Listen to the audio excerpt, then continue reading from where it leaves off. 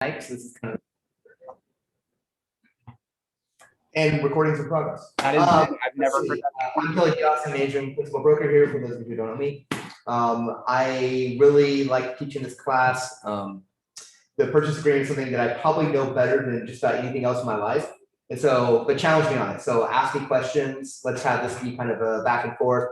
I'm going to start. We're just going to start filling out the contract as we go through it. If something comes up that you have a question about, or you think something I'm telling you is not your understanding of it, go ahead and bring it up, question me on it, and we'll hash it out, okay? Because it's like, it's not all black and white, right? There's some nuances to the agreement. And then if you want to ask questions about how it actually operates in the real world, because we're going to be dealing with like contract law, but how does it actually apply to what you guys do? So fire questions at me. Let's keep it really informal and fun, okay? All right, cool. I'm just going to pop over here, share my screen.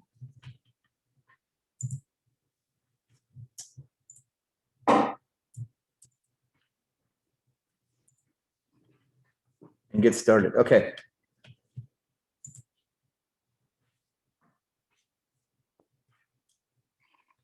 Let's just start here in zip forms and let's create a transaction just to get things going here. So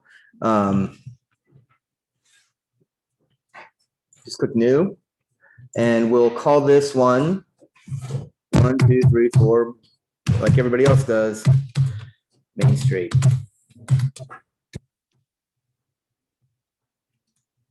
And it's a residential sale. And we'll save. Okay. All right. So the forms we're going to be dealing with today are we're going to do the residential sales agreement. Start.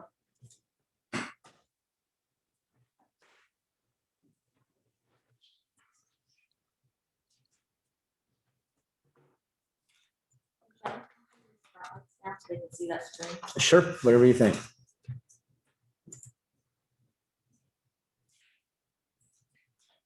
Okay, so let's just start. Let's just start at the very top. Sale agreement number. You can name it whatever you want. Doesn't really matter. Let's just go in 2, 3, 4 main. And sorry, I'm a terrible typist, so be patient with my back and forths and errors. Okay, this is the top part of the section. Is kind of where we identify who we are and who the I don't like to use the word opposing realtor, but the seller's realtor is. So this is where we kind of claim our clients, so to speak. And this is really important. The state of Oregon wants to make sure that everybody's really, really clear about who's representing who. And so this is where we do our final agency acknowledgement. You should also accompany this with the disclosed limited agency agreements for your buyer. And also an agency description form. I do them for every single offer I write, even if it's like the 5th offer I've written for this person or somebody I've done business with a lot. I always do it at this time, always have a copy of it. So if the Oregon Real Estate Agency ever questions me on it, I have it in my file and it's ready to go. Okay, so that's me, Kelly. And my license number is 9406-00124. And seller.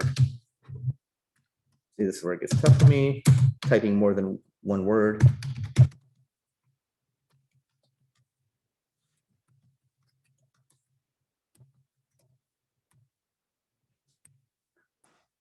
And our street address is 2504. Yeah. It sounds a lot better in here, but in there it sounds like you're slamming the key. Well, I am. It's really funny. I am. No, Yeah, but these fingers are so powerful.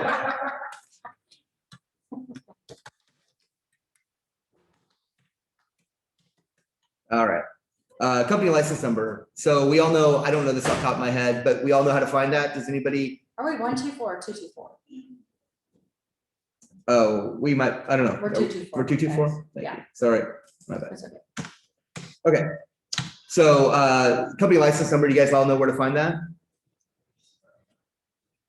They do not. No, but you're fine. So usually if I'm writing an offer, I also have the RMLS open.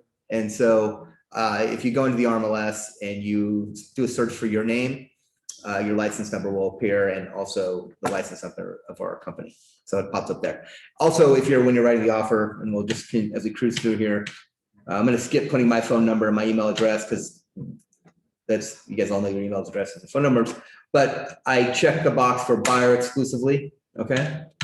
And then this is where we put the seller's agent's information in. So seller agent, their license number. So on the listing, if you click on the agent's name, their license number will pop up as well as their agency's license number. So all that information is readily available. And then agents.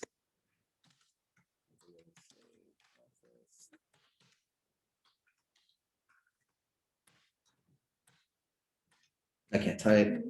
You guys get. We get the gist. You guys get the point.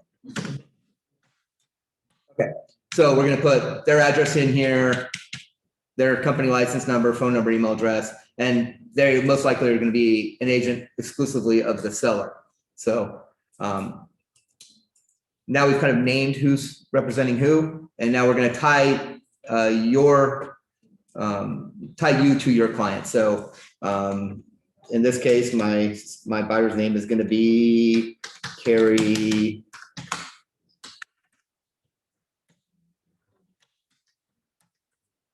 Wilson. Okay, and the seller's name is John Jones. Oh my God. All right. Okay, so now Carrie is our client because we've checked this box here. John is the seller's agent's clients because we checked this box here, and we're able to move on forward. Okay. All right, so we're going to have to announce the county in which the property resides in. It's Clackamas today. And we're gonna put the address, which is 1234 Main Street.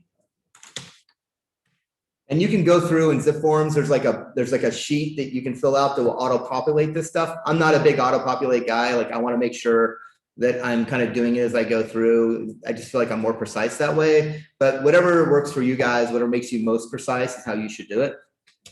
This is in Lake Oswego, Oregon 970.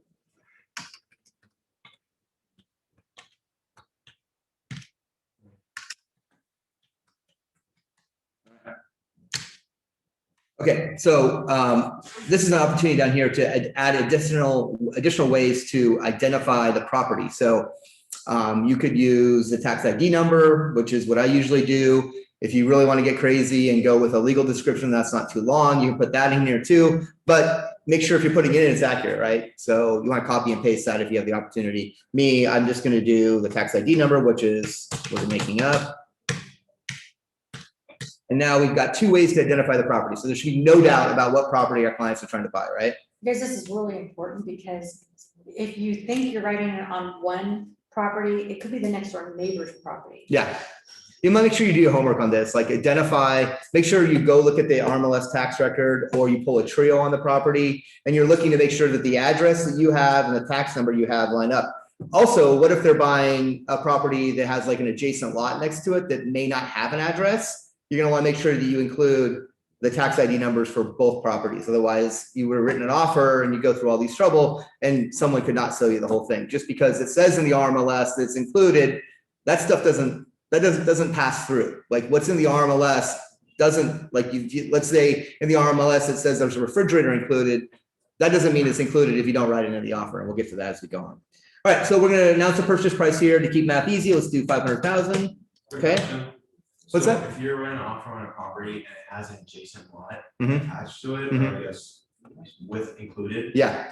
The tax number will cover both of those. No, so that's what you need to check to make sure. If it did have an adjacent property, you want to make sure that you've got both tax numbers there, because one tax number is not going to tie to the other. You need to make sure that they have the So same. it'd be like the address, so 1234 Main. Yep. With your tax number for your one property, the adjacent lot would have a different tax. Right, and you may want to go as far to add an addendum, say the sale includes lots or tax ID numbers or lot numbers or however you choose to describe them. Just, I mean, I think overdo it in a situation like that. So there's no doubt in anybody's mind about what they're purchasing.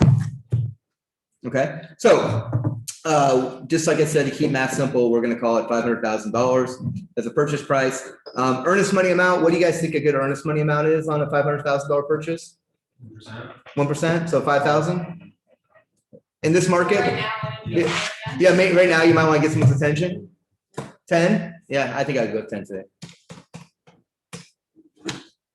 Fun fact about earnest money. So it has to be a reflection upon what the seller would lose if for some reason the buyer would breach a contract and not close.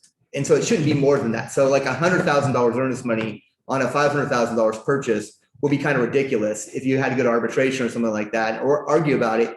Your client, if you're representing the seller, probably wouldn't get that $100,000 because it'd be hard for them to show $100,000 of liquidated damages from that. 10,000 would be fine. And it's funny, it's kind of on an escalated scale. Like, so on a less expensive property, let's say it's like a $200,000 condo, is $2,000, if we're just doing 1%, is that enough money to make sure that the seller has been held accountable? And again, we represent the buyer in this, but if you're representing a seller, $2,000 isn't a lot of liquidated damages. So you could see a higher earnest money amount percentage on a less expensive property. So in this market, it would probably be enough, right? Because they're apt to get another offer right away. But in a buyer's market, Let's say at the end of the day, the buyer decides not to close at the very end of the period, they've already paid for movers and that Right. money's already paid, right? Movers, if you're moving a little condo, it's upstairs, it could be $1,500 to move it. Well, now you just spent 3/4 of the money that their earnest money, and the rest of it doesn't come back. So if you're representing a seller, lower price points, probably want a little bit higher earnest money, you can get it. Anyways, okay. So this next spot here is if there's an additional earnest money, we rarely use this line. If you were doing maybe a land purchase or something where different points in the sale trigger different actions, like as let's say you got further along in the sale and now you're going to deposit more earnest money because you've discovered more about the property. That's kind of what this is for. Very rarely used in a residential contract. I've never seen this used in a residential contract, just on a typical sale. So we usually leave this blank.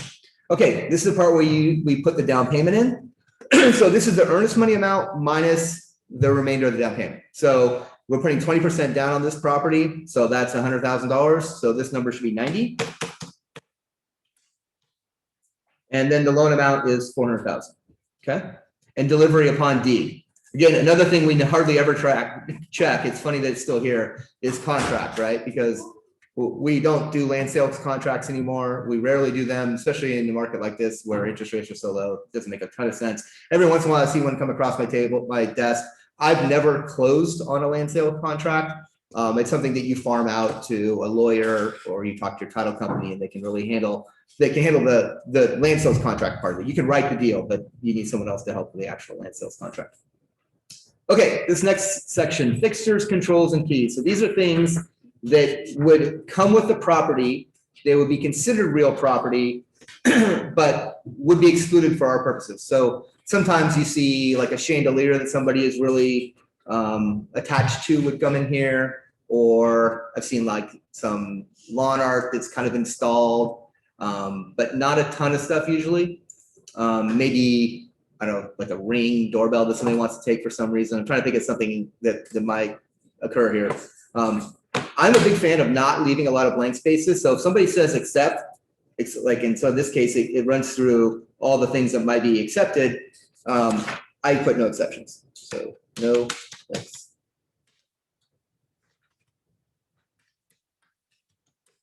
Just because I think it looks professional to have it filled out and spelled properly. Personal property. So this is one we use a lot more. Maybe not quite as much recently, but it seems to me like when everybody got like these new washer and dryers, like they got more expensive, everybody wanted them. It's like the washer and dryer is always like people are always asking for that in their fridge. And so this is where you place that. Again, if it's listed in the MLS, that's a clue that you can keep it, right? That you can ask for it, but you have to write it in here if you really want it to be part of the agreement, right? Okay.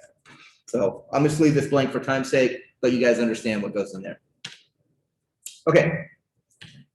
This is an underused portion of the purchase agreement. So buyer has liquid and available funds for earnest money deposits and down payment. And if all cash transactions, the full purchase price, sufficiently close the transaction described herein, and not, sorry, I don't know what this little thing is here. It's really annoying. not relying upon any contingent source of funds, e.g. from loans, gifts, sale, or closings of other properties, 401k disbursements, etc. So I see a lot of times people using this section to disclose, like if there's a sale of another property, and they'll put that in here. But one thing that I think it's underutilized for is if you have a down payment and it's tied up in the stock market, or it's from like in this case, They're waiting for their tax return. right, retirement account, waiting for a tax return. Someone said they're going to loan them some money. Like all of these things can really come back and bite your buyer if they aren't disclosed here, because if they aren't disclosed here and that money for some reason isn't available, then they will be in breach of contract. They should have disclosed that at this time. They didn't, and you'd be putting your clients' earnest money in trouble. So let's say the stock market has a really, really bad day, and their $100,000 down payment is now 50 because they just took a bomb. They just bombed, right? They would lose earnest money. They could lose earnest money if they can't close a transaction based upon the terms that they set forth in the agreement here. Okay. So, yeah. Like is also a bridge loan. Mm-hmm. Yeah. So I think the bridge loan would be disclosed elsewhere, but we'll get to that. Yeah, but that's a good example. All cash transaction. So we would check the box here if it's an all cash transaction. Ours isn't. Need to decide if you have to choose a box here on how you're going to provide verification, and then it goes on below here to describe how the seller will either approve or disapprove of the verification. So just because they check this box and they've moved on, it doesn't really mean there's not a contingency tied to it. The seller has a right to say, oh, wait, that receipt, that thing you wrote in crayon, that's saying you've got $100,000, it doesn't really satisfy me. And so the seller could terminate transaction based upon that information. Okay, but we're going to do a loan. It's conventional. All right, it's very simple. We're not filling in a bunch of other stuff here. This is where I would disclose if I had a bridge loan. I would check other, and I'd write bridge loan here. If it was FHA, VA, you obviously check the correct box. And then kind of in line with this is kind of the loan version of this paragraph up here. We're talking about the pre-approval letter. I hope that you have a pre-approval letter available with you when you're writing an offer for your client. Sometimes if you just met somebody, we're doing a lot of Op City stuff now, and we're maybe haven't developed that relationship, or we just met somebody for the first time. We've just shown them a house. They want to write the offer, and you're not going to say, well, I'm not going to write this offer for you until you get a pre-approval letter. Like that would be not good customer service. You may have to take one for the team, write the offer. Offer probably gets rejected because you don't have a pre-approval letter. And someone's teaching that buyer a lesson for you that maybe you're going to taught them in the 12 hours you had between the time you show them the property and the time they decide they want to write an offer. So, but keep that in mind. So if they do have a pre-approval letter with it, you send it over. If there's another remedy, like if they don't have a pre-approval letter at all, you would check that, and then buyer agrees to secure a pre-approval letter as follow. That's how you would probably handle it right in there. This is a super, super duper important part of our contract. This carries a ton of weight. Section 5.1, if buyer is financing any portion of the purchase price, then this transaction is subject to the following financial contingencies. 1, buyer and the property to qualify for the loan from lender. 2, lender's appraisal shall not be less than the purchase price. And 3, you may put in a home sale here, like the sale of buyer's property. You could put that in here, and that would make for a tidy contingency because it's addressed later as we go down further through this. I see a lot of people writing in kind of making up terms like seller and buyer to gap appraisal $5,000. Like we all kind of know what that means, but if someone could show me a place in the contract here where the word gap is or how that refers to any part of this contract, I would be really surprised. It doesn't directly refer to any term in this agreement whatsoever. So we created an addendum for this. I'm going to pull it up here really quick. I should have put it in your form, so sorry I didn't, but we can get you a copy of it. So we created an addendum to address this very situation. And it is Per section 5.1 of this agreement, the sale is contingent upon lender's appraisal. In the event lender's appraisal is less than the purchase price, buyer shall pay an additional funds up to blank toward buyer's down payment to close the sale.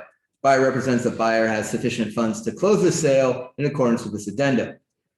If the sum of the lender's appraisal and buyer's additional funds is less than the purchase price, buyer shall deliver written notice to seller of that fact, in which case the terms set forth in sections 5.1 and 5.2 of this agreement shall remain in full force and effect. Okay, so this is a proper way to write appraisal gap.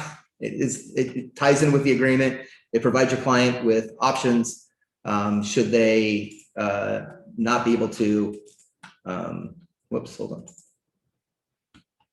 Uh-oh.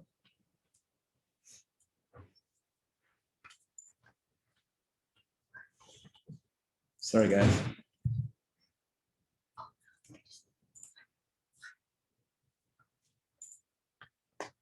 Apologize to everybody here.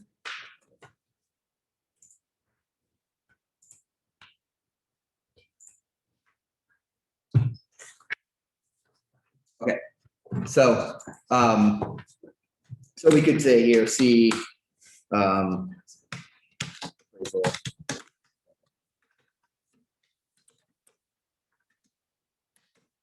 And that would alter that. Okay, so again, now 5.2 is how we kind of close the loop on this. So I see a lot of people make this mistake. They just say this sale is contingent upon this, and they think that they've written a term that's enforceable in the contract.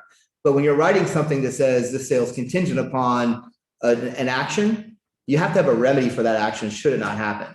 Otherwise, you've just kind of said, well, this is contingent upon this, but you don't really unring the bell anyway. So this is where we kind of unring the bell. We define how the contingency is handled. So buyer receives actual notice from lender that any financial contingency identified above have failed or otherwise cannot occur. Buyer shall promptly notify seller.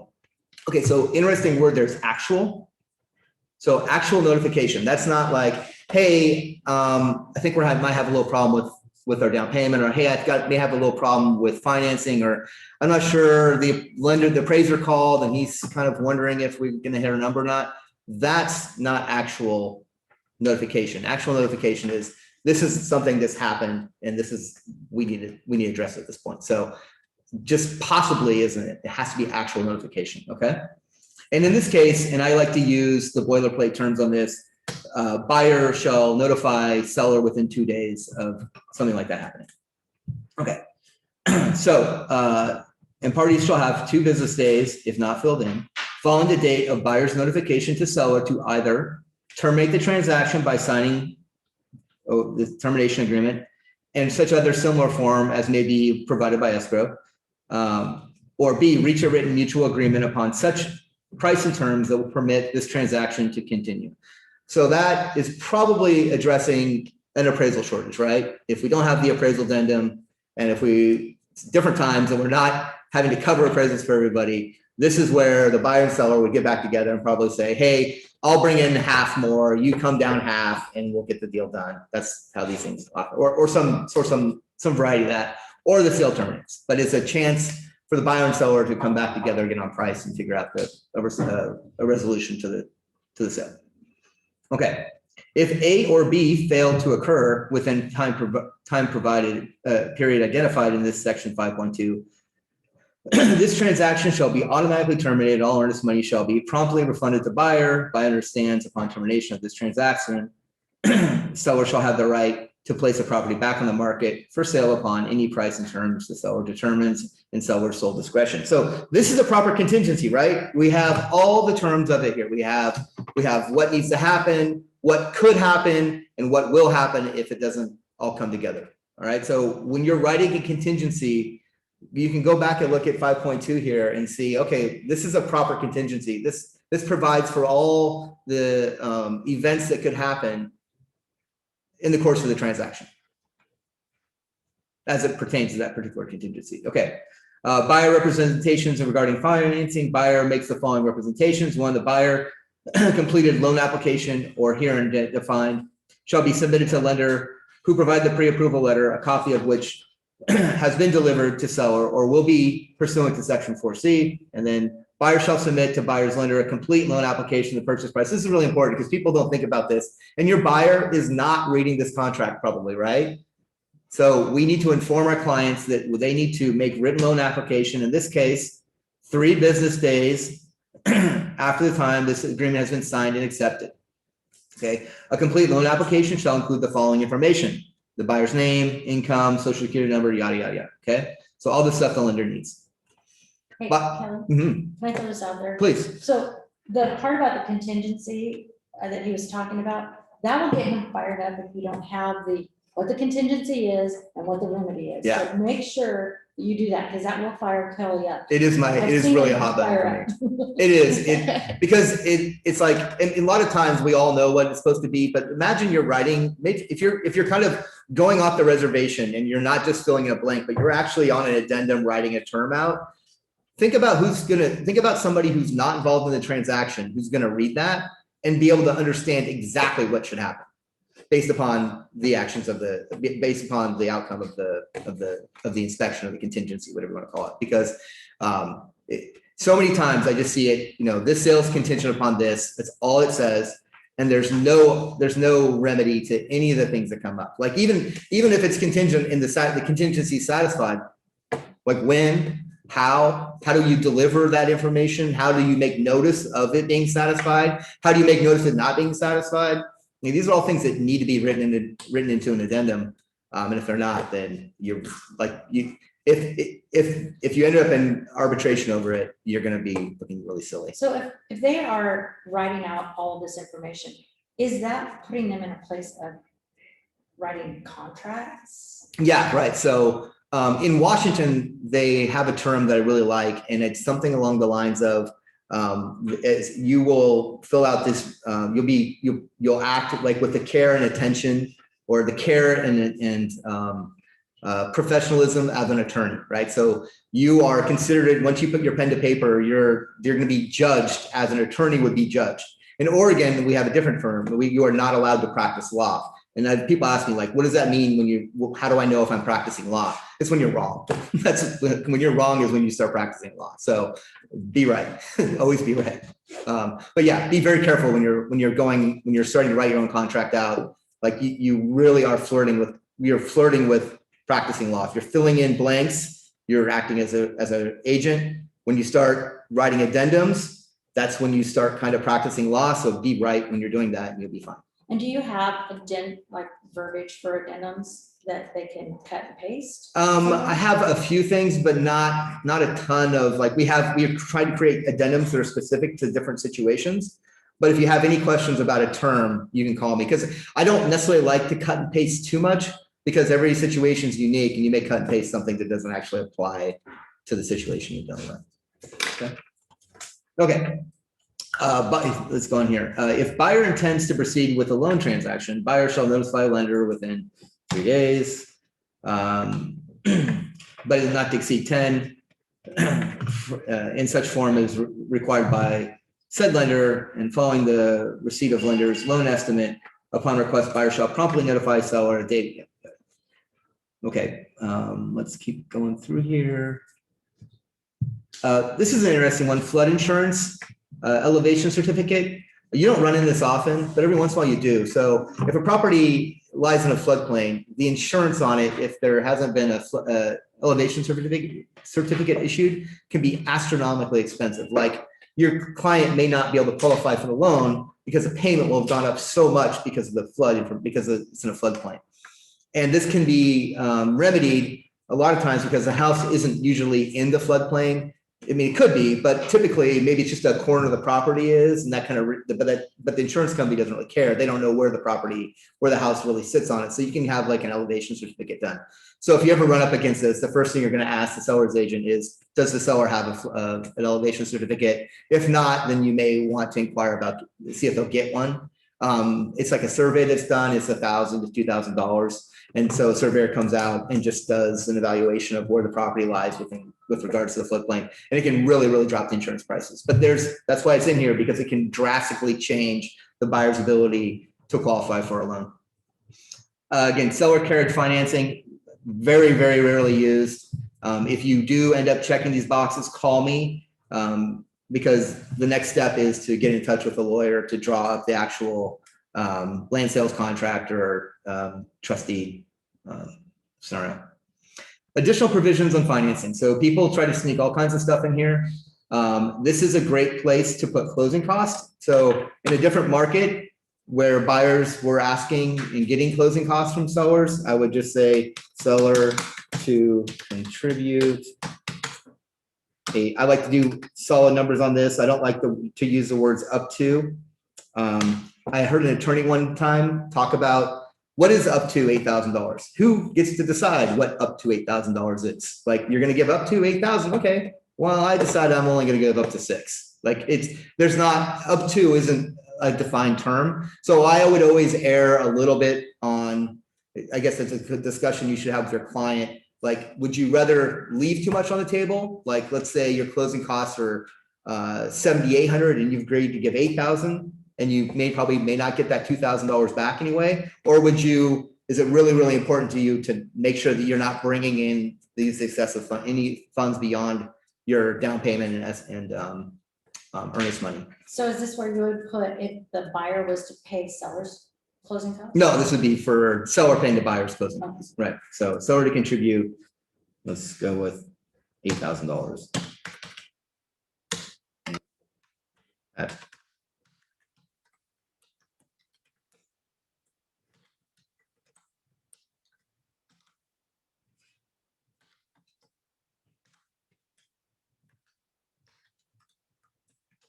Hey, sorry, everybody.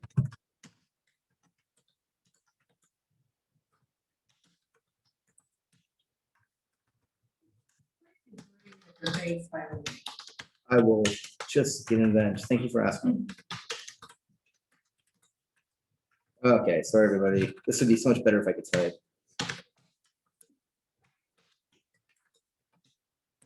Okay, so yes, thank you for asking that question. So these are capitalized terms: seller, buyer, lender, closing costs. So let's go over, we'll go back here and you will see in section 5.1, you'll notice that lenders capitalized in both places. It's a capitalized term. So that means it's like I don't want to get into math here, but in algebra, we use like A, B, C to represent another number. So by capitalizing the word lender, we're identifying a specific lender. We're identifying the lender that was here, right here, hereinafter collectively referred to as lender. So when you provide that, this is a great question. When you provide, when you're providing that pre-approval letter, you're stating that this is capital L lender, right? So you're establishing that at that moment. So if you change lenders, you've breached the contract, okay? So capital L for lender, buyer up here, capital B, capital S for seller. And you don't have to say sellers to talk about both of them, just seller. It encompasses both parties. If there's two sellers or two buyers or 5 or 10, what just one buyer in singular form handles the situation is sufficient. And there's capitalized terms throughout this, and I have a list of those if you ever want them. But they're really handy when you're writing out a contract because you don't have to get into all this description stuff. You can just say, yeah, go ahead. Sorry, this is kind of a silly question, No. but like grammatically, you only do this for the contracts, right? Yeah, I would only do this here in the contract. Okay. Yeah. I wouldn't do it in like an email or Okay. anything like that. But yes, in the contract, it's completely fine, grammatically correct in the contract. But yes, that's why I use the capitalized terms. Closing costs are a capitalized term at some place in here. Escrow, trying to think of some of those. Well, there'll be more that pop up as we go along here. Title insurance. Okay, so this is another contingency, right? And so again, let me make this point. When you write this sales is contingent upon buyer's review of the preliminary title report, it took them, from line 143 to 165 in small print to lay out all the terms that belong in a proper contingency here, right?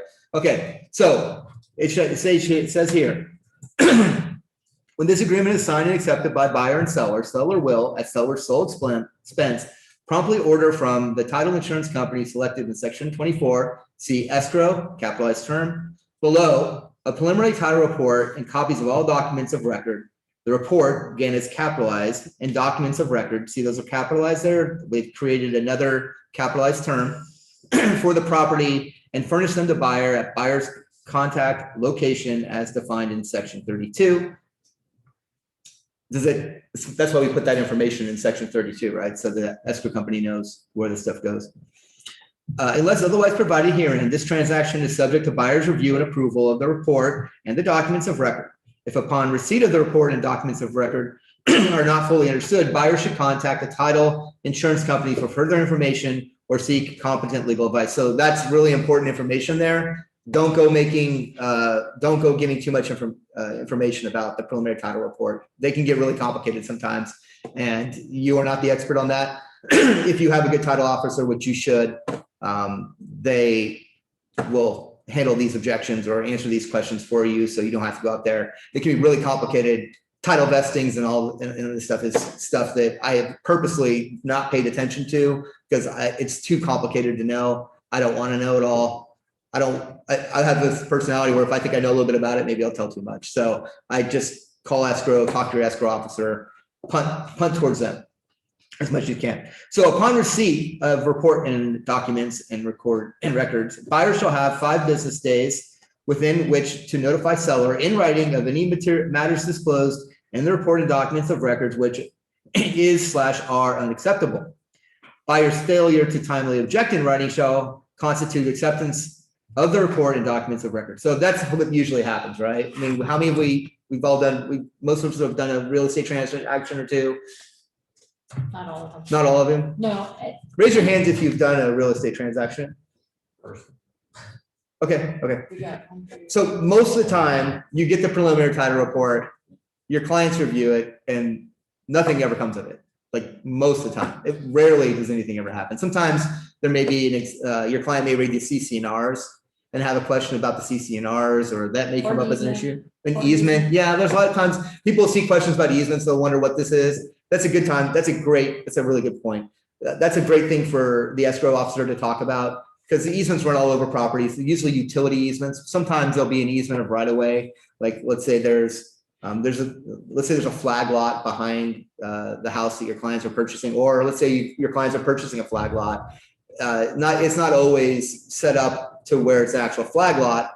It may be an easement that gives your clients right to access that property. And so that's where that would be listed. But it'd be something you want to look at.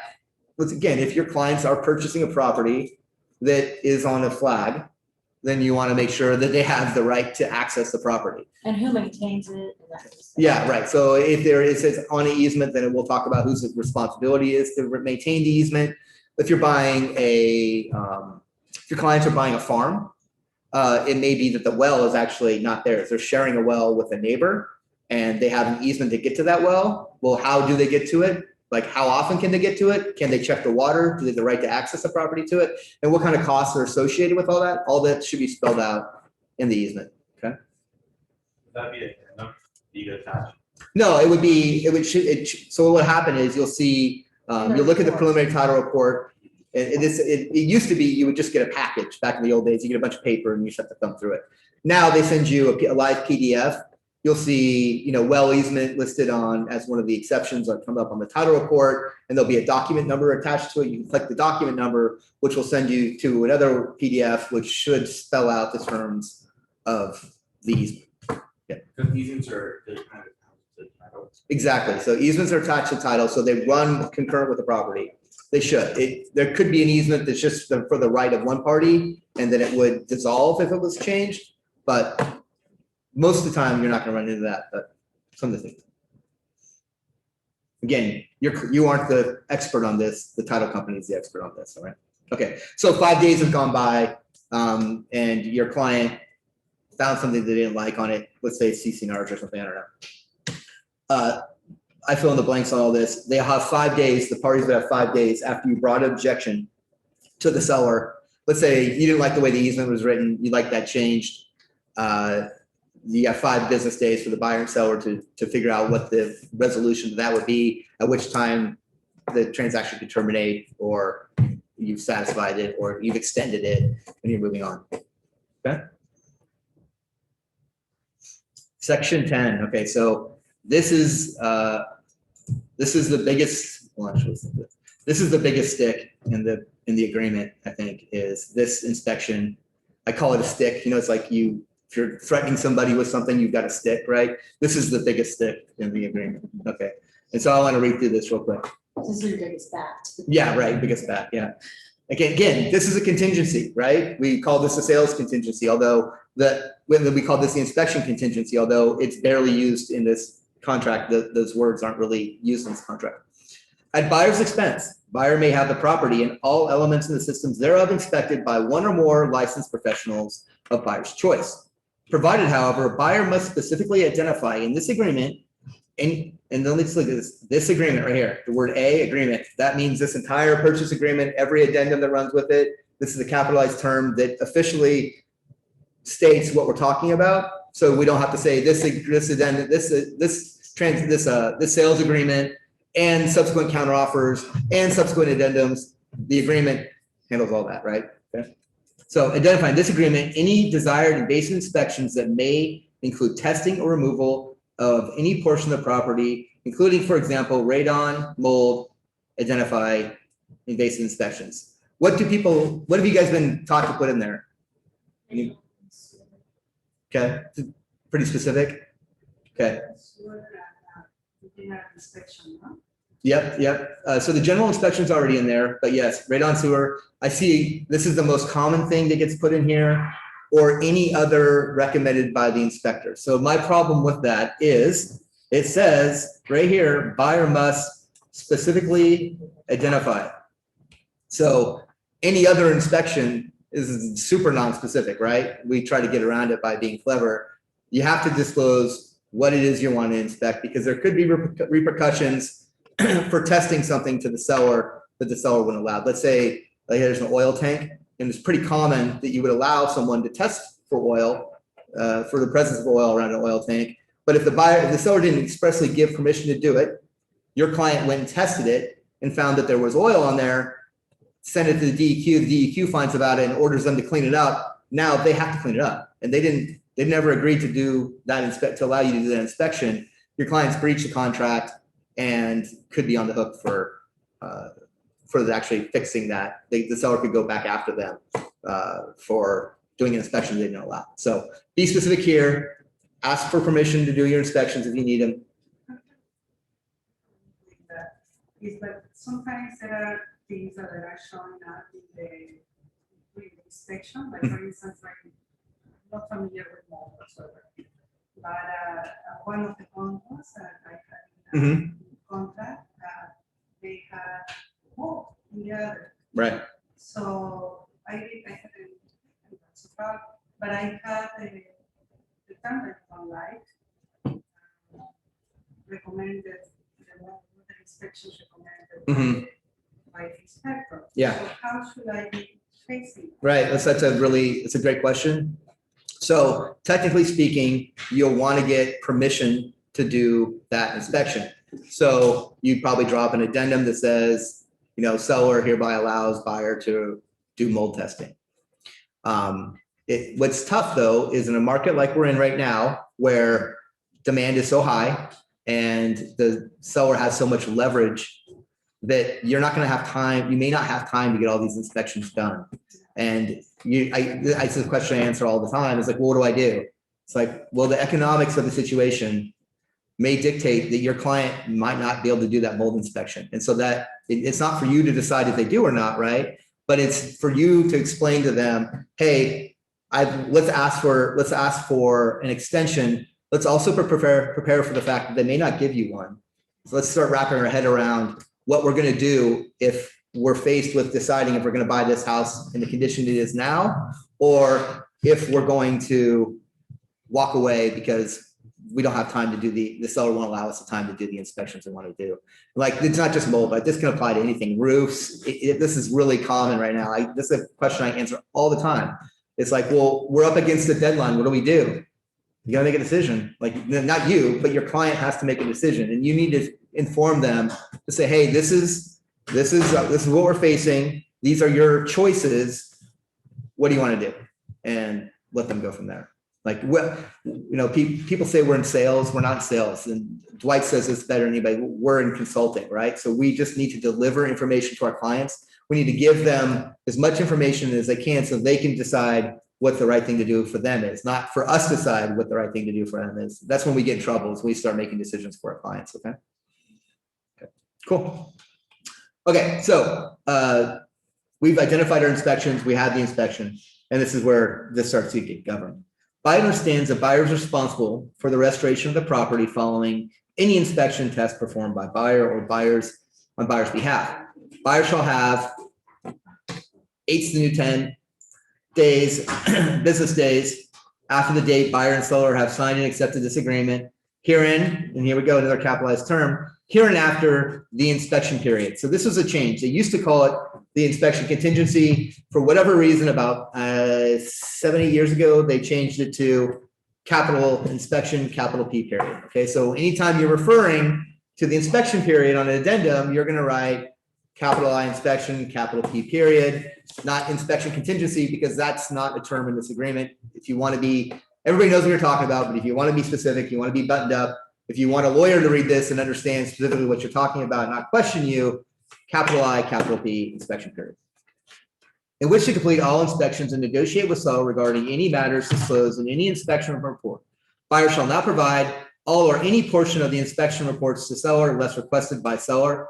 So you all are coming in to this arena, this profession with this term in state, and like this is the way we all operate now. You may not send a copy of the inspection report over to the seller unless they request it. And if they request a portion of the report, you may only send them that portion of the report. You can't send them the entire report. So make sure that you know how to manipulate a PDF, or you have an inspector that has a great program that allows you to pull the pieces out that you need. There's a lot of older agents that did not operate under this way, and they do this kind of gotcha. Hey, we're negotiating we're negotiating repairs, and I just sent you over the whole report. Now you know, and now you got to disclose. This is a cure to that, so there's no kind of gotcha thing going on. I, as a seller's agent, avoid those inspection reports as much as I can. I don't want them. If I do ask for something, it's probably going to be specific to the repair you're requesting, or my client is just like, I want to see the whole report and I can't talk about it. But as the seller's agent, you can see what's on the report, right?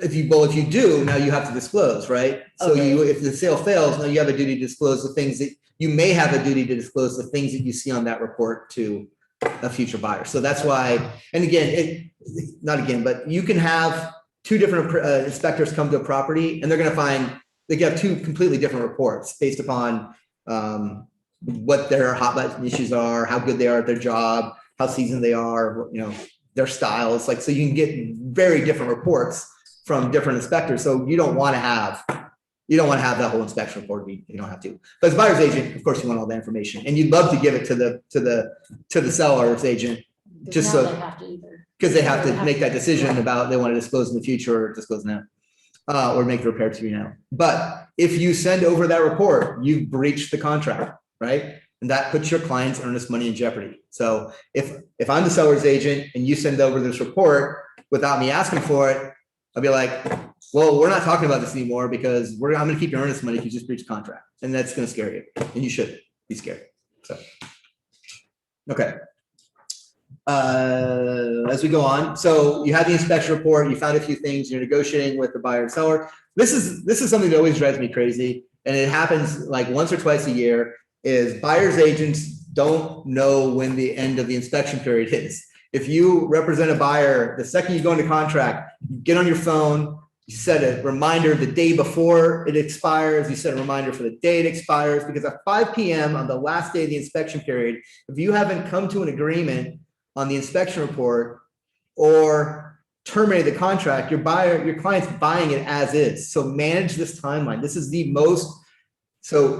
most delicate time, most fragile time of the entire contract, right? Of the whole transaction. The seller's super excited when they get the offer and they sign it, and they're getting their price and they're moving on. Everybody's like, the buyer found their house and they're super excited and they're going to move in, and then the inspection happens and everybody gets nervous and everybody gets tight And you want to make sure that you can shorten this. So if you can get your inspector out there early, that's good, because the shorter this period is, the better. If it drags out, people get more on edge, and it makes it harder and harder to get people to make decisions. And so try to condense this. Be thought, like if you're at the home inspection and there's a question about the roof comes up, get your roofer out there ASAP, right? Good. Is it true that as the seller's agent, you don't have to worry as much about the timeline to get the if your sellers are like, Yeah. okay, yeah, that's great. Is it okay to like bypass the? If I'm representing a seller, I know when the timeline is. It's a personal opinion. Some people like to call and check in and see how the inspection went. I'm like, I always just act like it's not even happening. I just want to make sure. I mean, I obviously tell my clients when it is, so they know not to be there, right? But in my mind, I'm like, I don't want to encourage any kind of request for repairs, because I seem like I'm anxious to get the results of the report. So as a seller's agent, I don't really say anything. If my clients ask me, what's going on with it, I go, hey, this is kind of how I operate. If you'd like me to call and ask, I'm happy to, but I just don't want to incur any requests for repairs that maybe we weren't going to ask anyways. I don't want to make the buyer's agent feel more brazen that they've got, some sort of influence over us. Sorry, I mean, like if it's like, if the inspection, you're supposed to sign off by Thursday at 5 p.m. Right. And the sellers are like deciding if they're going to sign off on the buyer's requests. Can they go past that time? Yes, the seller could sign, if the seller signed a buyer's repair addendum after the expiration of the inspection period, then that would be valid. Like they would have agreed to do those repairs. But this is for the buyer's responsibility. So at the end of the inspection period, it automatically terminates. So at 5 p.m., in this case, 8 business days after we've come to agreement, it automatically terminates, and the buyer's lost all most of their leverage to get a repair done. And so, as a buyer's agent, manage this date, get things done quickly. Don't be calling at 4:30 saying we need an extension. Well, at 4:30 on the last day of the inspection period, we need an extension. That's going to make people upset, and everybody's going to be rushing around. It's going to put you in this space where you're going to be jeopardizing your client's earnest money, because you're going to rely on the agent to say, well, we're going to sign it, but we just won't get it back till you tell 6. Well, now you got to trust that person for an hour that they're going to get it done. And if they decide, and what if they change their mind? Well, we decided we changed our mind, and you've lost earnest money, right? So, or you've lost the ability to make repairs. Another stupid detailed question, but so if they accept the offer, let's say Saturday, Sunday, right, you've got 10 business days, so it's not until Monday of the second week, then the third week basically that it expires. What happens if they accept on a Monday at 12 o'clock? Is that Tuesday that the inspection period ends, or is that Monday? So yeah, right. So it's the first full business day. So let's say we go into agreement. We go into the agreement at 8:59 on Monday morning. It's the first full business day, and so it would still, first business day starts on Tuesday. Yeah.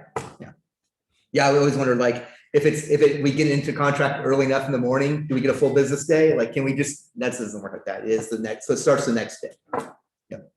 Yeah, and it's not a stupid question. Like the devil's in the details, right? So it's a good question. All right. Does everybody have a handle on the inspection period? Does anybody have a question? What about if, the inspection is terrible, and then, you want to terminate, which then do you use? Yeah, so I'm old school. I would just write it out. There is actually an addendum that we can use. It's called the buyer's right to revoke, I believe, or no, buyer's unconditional disapproval addendum. It says everything you need in it. It talks about the earnest money being returned to the seller, to the buyer. You would also want to use that with the termination agreement, because it specifically details the amount of the earnest money and how it'll be, and when it will be returned and who it's going to. So I would use both of those. But in the good old days, before I knew what that addendum was, I would just actually pull the words out of this agreement right here. And so I would just say, buyer hereby unconditionally disapproves of the property based on inspection reports. And then I would skip in which case and go, all earnest money deposit shall be promptly refunded and this transaction shall be terminated. That's what I would just write in an addendum. If you didn't want to use the other form, you could write that and then use a termination agreement that dictates where the earnest money goes, or use the title company termination agreement that dictates where the earnest money goes. Okay. And make sure you're within your time frames if you're writing that. Make sure that you haven't expired. Buyer unconditional, what? What's that? Buyer unconditional. Buyer's unconditional disapproval. Mhm. It's right here on line 188 of the purchase agreement. It goes from 188 to 189. If you just want to copy that down and put it on an addendum, that is very sufficient. So we can also use the alternative inspection procedures. It operates the same as this here. The timelines, you choose a timeline. It's exactly the same, except for it has a long list of the specific inspection reports that you might use. And Ryan, you and I have talked about this a little bit. So instead of having to put in all the invasive inspections you're going to use right here, you can use this form here.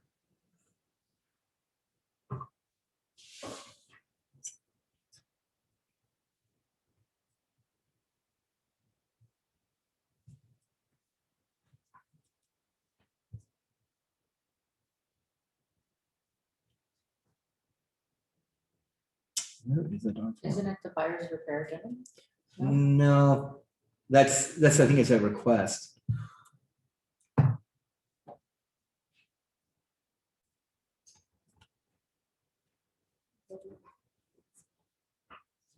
Maybe it's under R.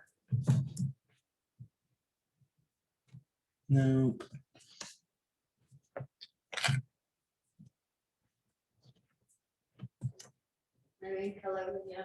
No, it's a OREF form.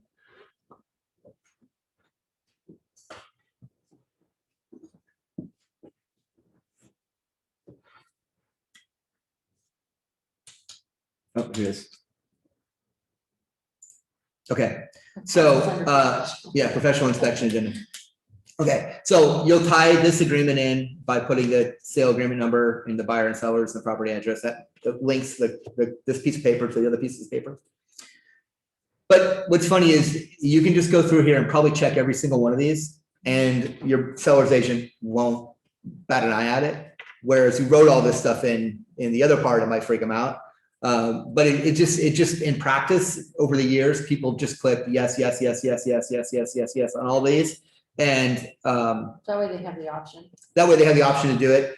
I one time ran into a lender that wanted to negate some of these things in an addendum, just one time in my 22 years doing this, just one time, where they want to negate some of the stuff that was on there. It's like, hey, because we don't want to see this as part of the agreement. We don't want to know what all these reports are. The lender may not like this, but again, one time in a long time of doing this, this became an issue, so I wouldn't worry about it. But I kind of like this addendum. I didn't used to like it because it created a lot of extra paperwork when it was first introduced, but now everything sits up a lot better with it.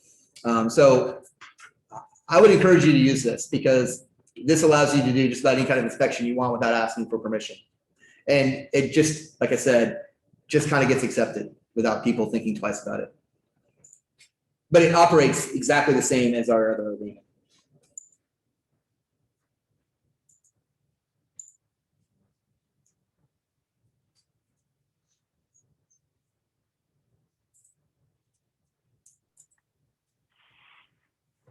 Okay. All right, so we're back here. We've chosen the alternative inspection period. We've moved on. Lead-based contingency period, again, not something that's used that often. We don't test for lead-based paint that much. I think everybody just kind of assumes it's there on any house built prior to 1978. But this is federal law, right? So if the house was built before 1978, you don't have a choice. You have to make this part of your agreement. So that means a lead-based paint addendum needs to be signed, and you need to give the buyer the pamphlet with all the pretty pictures of kids eating lead-based paint. Okay, moving on. Private well. So if there is a well, it needs to be disclosed here. You would check yes. In this case, we're going to say no. But if it was yes, there's a whole nother addendum. Its whole purpose is to describe the contingency surrounding the inspection of the well. Okay, that's a different class. Take longer. Septic, same thing. It's another 2-page addendum that describes that contingency and everything that goes into it. These aren't as common. We're going to skip them from today because we could spend half an hour on Do it. you come back to do another class for that at some point? We could, I probably would just do one-offs on that. Like if you have an issue with it, all of these contingencies are really structured very similarly. And so, just knowing the specifics, the details of how to do them is kind of where the devil is, like trying to figure out what is a well test, what's a flow test, who do I call, what's a septic inspection, do I dig up the transfer boxes, who pumps the waste, like all this stuff. And again, we could spend an hour on it. If you guys have questions about it when it comes up, if you're showing rural property, or if you're showing rural property, then maybe talk to me beforehand so you know what to expect. Then don't do it at the last minute. Okay. Because I'm not sure if we'll have a class on it or not. Okay, I was thinking, our 8 o'clock, 8 to 8:30, would you have time between 8 and 8:30 sometime to see? I could, yeah, we could totally do it. Yeah, we could choose one form and go over it. Yep, cool. Okay, this is another important part of the agreement here. So like what happens if the house burns down while let's say your clients have inspected the property and they've gone through the title inspection, they've done everything, right? And like 3 days before the sale happens, the house burns down. Like, do they have to close on the property? Like, where do we know? How do we know that? Like, does it say anywhere? We haven't dealt with anything yet that says that they have to buy the property in a certain condition, right? This is where some of that's laid out here, okay? So let's go through this really quick. So we're gonna disclose here again, if it's on public water or public sewer or a well. This is again, we're on public water and public sewer. So seller has no knowledge of hazardous substance in or about the property other than the substances contained in appliances and equipment. The buyer acknowledges asbestos commonly exists in insulation, ceilings, floors, coverings, and other areas of residential housing and may exist in the property. 3, seller knows of no material defects in or about the property.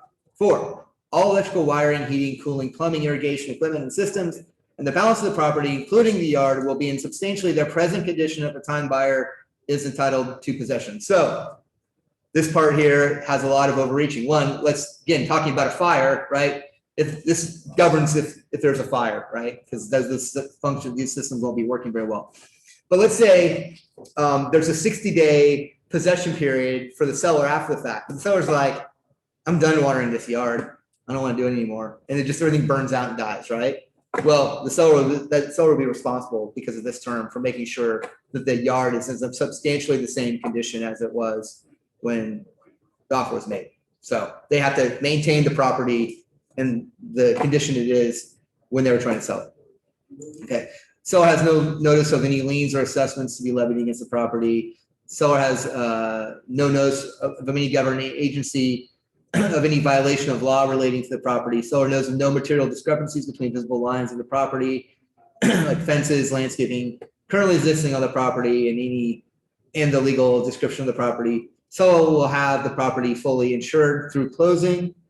Seller agrees to promptly notify buyer if prior to closing the seller receives any actual notice of any event or condition that could result in making any previous disclosed material information relating to the property substantially misleading or incorrect. The representations are made to the best of the seller's knowledge. Seller may have made no investigations except for items 1 through 9 are, and then I always put no exceptions here. Because again, this is a vital part of the agreement and we don't need any exceptions to it. Okay. So we're getting into some legalese here. Seller advisory, Oregon state tax withholding obligations, FERPTA, this is where it gets talked about. Do we all know what FERPTA is? Foreign Investment Real Estate Protection Act, something like that. Anyways, was it? Property tax. Property tax, yeah. So if a foreign person sells a piece of property, there's taxes that are assessed to that foreign person. And this is where we are disclosing that. I always get a kick, section 16. So we're seeing a lot of people say, like when they're writing their inspections or when they're writing their offer and they really want to impress the seller and make them know that the buyer's going to buy the property and as is condition, they write, this sale is as is condition. Except it's already in here. You don't have to say it. As is, right there. The property is an as is. Except for seller's express written agreement and written representations contained in herein, and the seller's property disclosure, if any, buyer is purchasing the property and as is condition is present condition, and with all defects apparent or not apparent, this provision shall not be construed to limit buyer's right to implied new home warranties, if any, and that may otherwise exist under Oregon law. So all our sales are as is. You don't have to write it in. You can. Get somebody attention, but it doesn't really change the terms of the agreement anyway. If there's an HOA, this is where you would disclose it. So if there's a townhome, or let's say it's in Murray Hill and they've got a pool and there's all kinds of landscaping that's being done, you're going to check this box and you're going to use ORAF 024, the townhome plan community homeowners association addendum. And on that addendum, you will check boxes that request reports that will be provided to the buyer. And there's a contingency tied to it. Again, like CC&Rs, like that's a big one, CC&R. So if your client says to you, so you looked at the CC&Rs, is there anything that I should be worried about? What's your answer?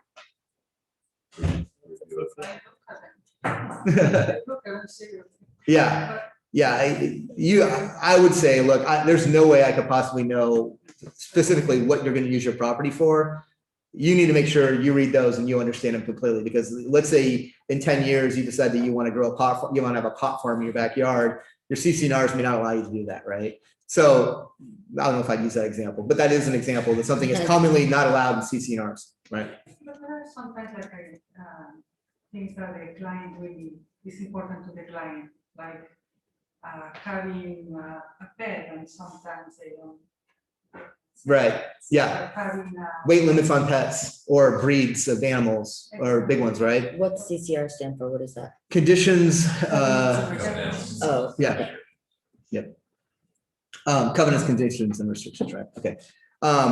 So you don't know, like, you don't know the weight of your, probably don't know the weight of your client's dog, or you know what breed it is, or you don't know how adverse they're going to be to asking the homeowners association for permission to paint their house pink. Like, you just don't know this stuff. So implore upon your clients, like, hey, if the CCR, I implore you, you should read these, because, and you would put it in writing. So you're encouraging them in writing to do it, just so you can cover your own backs on that. Alarm system. This is always a tough one for me to answer, because like, you may be going through the house, it's listed in the RMLS, but it's not always filled out properly. But it's hard to know if there is an alarm system. That's what this unknown button is great for. So unknown, oh wait, there's no HOA in this one. It's unknown. Smoke and carbon monoxide detectors. And this is poorly written to me. So it says within blank business days, 15, after the date buyer and seller have signed and accepted this agreement, the dwelling will have one or more operating smoke detectors, smoke alarms, and carbon monoxide detectors as required by law, or as 470. So the 15 days is really off to me. So earlier in the agreement, in section that deals with financing, your buyer agreed to have the appraisal ordered, to make a good faith effort to have the appraisal ordered by the end of the inspection period. So that's 10 business days, right? At most, probably. And then the appraisal is going to be ordered at that time, and they come out in 3 business days. But some of the things that the appraiser is going to be looking for is smoke alarms, smoke detectors, carbon monoxide detectors, all this stuff is, they're going to be looking to see if that stuff's done. And you haven't written your agreement to make sure that that stuff is in place by the time the appraiser comes out. So what you're doing is you're kind of setting your client up for a revisit by the appraiser at like $200 to $500 a trip. Doesn't make a lot of sense. So I always make this in line with the home inspection period. So I say within 8 business days. It actually says in the listing agreement that this is already done. So it isn't often done, but it does say in the listing agreement that that's already been taken care of. So I put in this case, we put 8 business days for inspection period. I'm going to do 8 business days for the carbon monoxide to be installed as well. Smart home features. Okay, this was something just got added to the agreement this last year. It's been in here for a couple of years, but they've expanded upon it. If you don't know, which you probably don't, check unknown. The seller is supposed to disclose to you based upon this later if they're there or not. So if yes, seller to identify smart home features in writing within 3 business days of the date that this agreement is signed and accepted. In addition, seller to provide necessary information for buyer to access said smart home features at closing unless otherwise agreed in writing. So this is all the new part right here, is where they agreed in writing to provide information, because a lot of times people were getting this stuff but didn't have passwords to use it. It was just a hunk of things sitting on the wall that nobody knew how to access. So that's what it's all about. So Yes, unknown, no, depending on the situation. Wood stove, wood burning fireplace inserts, this is becoming less and less prominent, but ours does not have a wood stove, so we're gonna skip on that. And if it does and it's not certified, what do you have to do? Just So- fill out the addendum or you have to get rid of it? There is an addendum that goes with it, and the buyer can take the responsibility. In this market, it's likely the buyer will be the one taking responsibility to have it removed and face the consequences of the wood stove police if they don't. Home warranties, because we're in a competitive market, we're not going to ask the seller to pay for a home warranty right now because we're in a competitive market and we'll never get it done. Additional provisions, so this is like a little mini addendum to the purchase agreement. So if there's another term in here you want to use, if you're making the sale, if you're using a separate addendum that isn't listed already, you can put it in here. If you want to, think about, you're not just writing the offer. You don't want it just to be, stand up to the contract law of it, but you're also marketing it a little bit. So if you want to make sure that there's an escalation clause, that you're using it and you've mentioned it maybe twice, you can do it in the financial, you can do it up here in section 8. Sorry. Down here in section 8, you could say the use of a escalation clause. You can also put it down here. Section 8, you could disclose an escalation clause in section 8, and you can also disclose it here, or you can do both. And I would encourage you to do both because you want to make sure it's seen.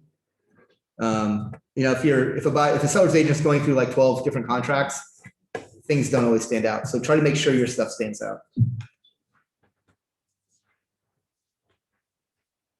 Any questions about that?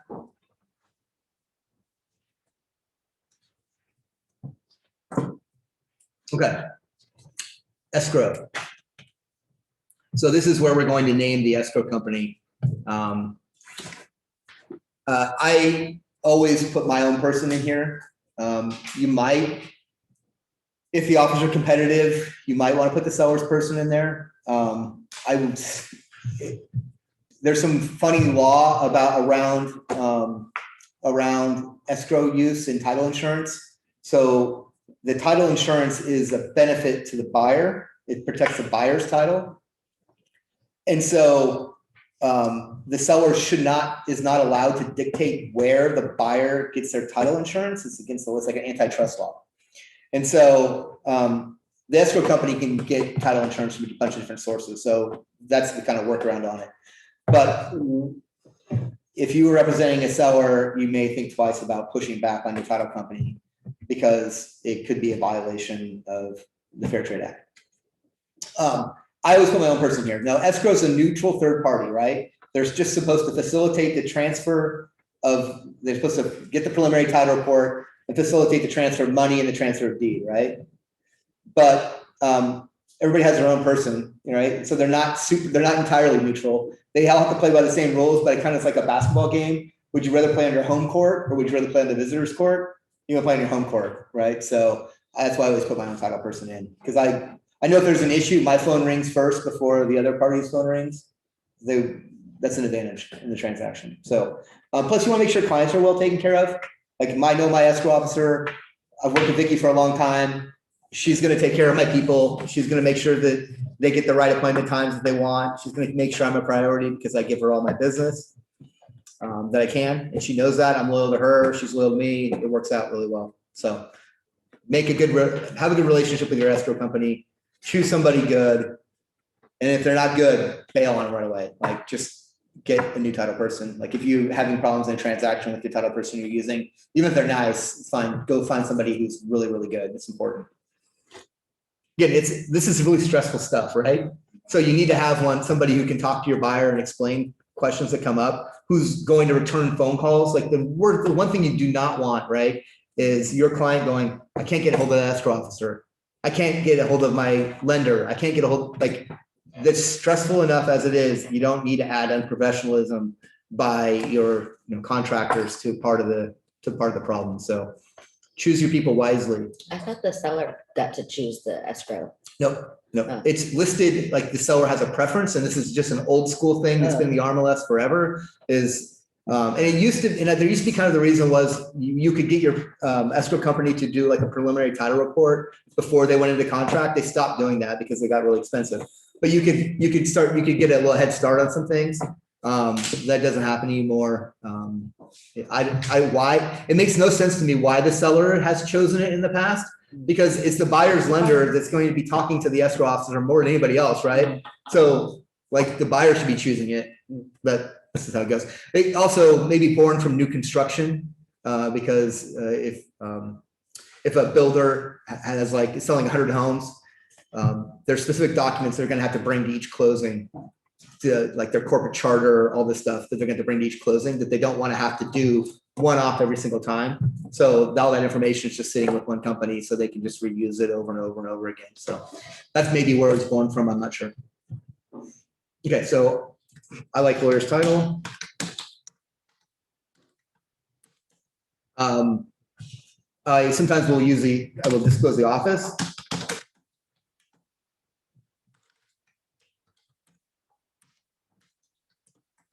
And I put my escrow officer's name, not equal.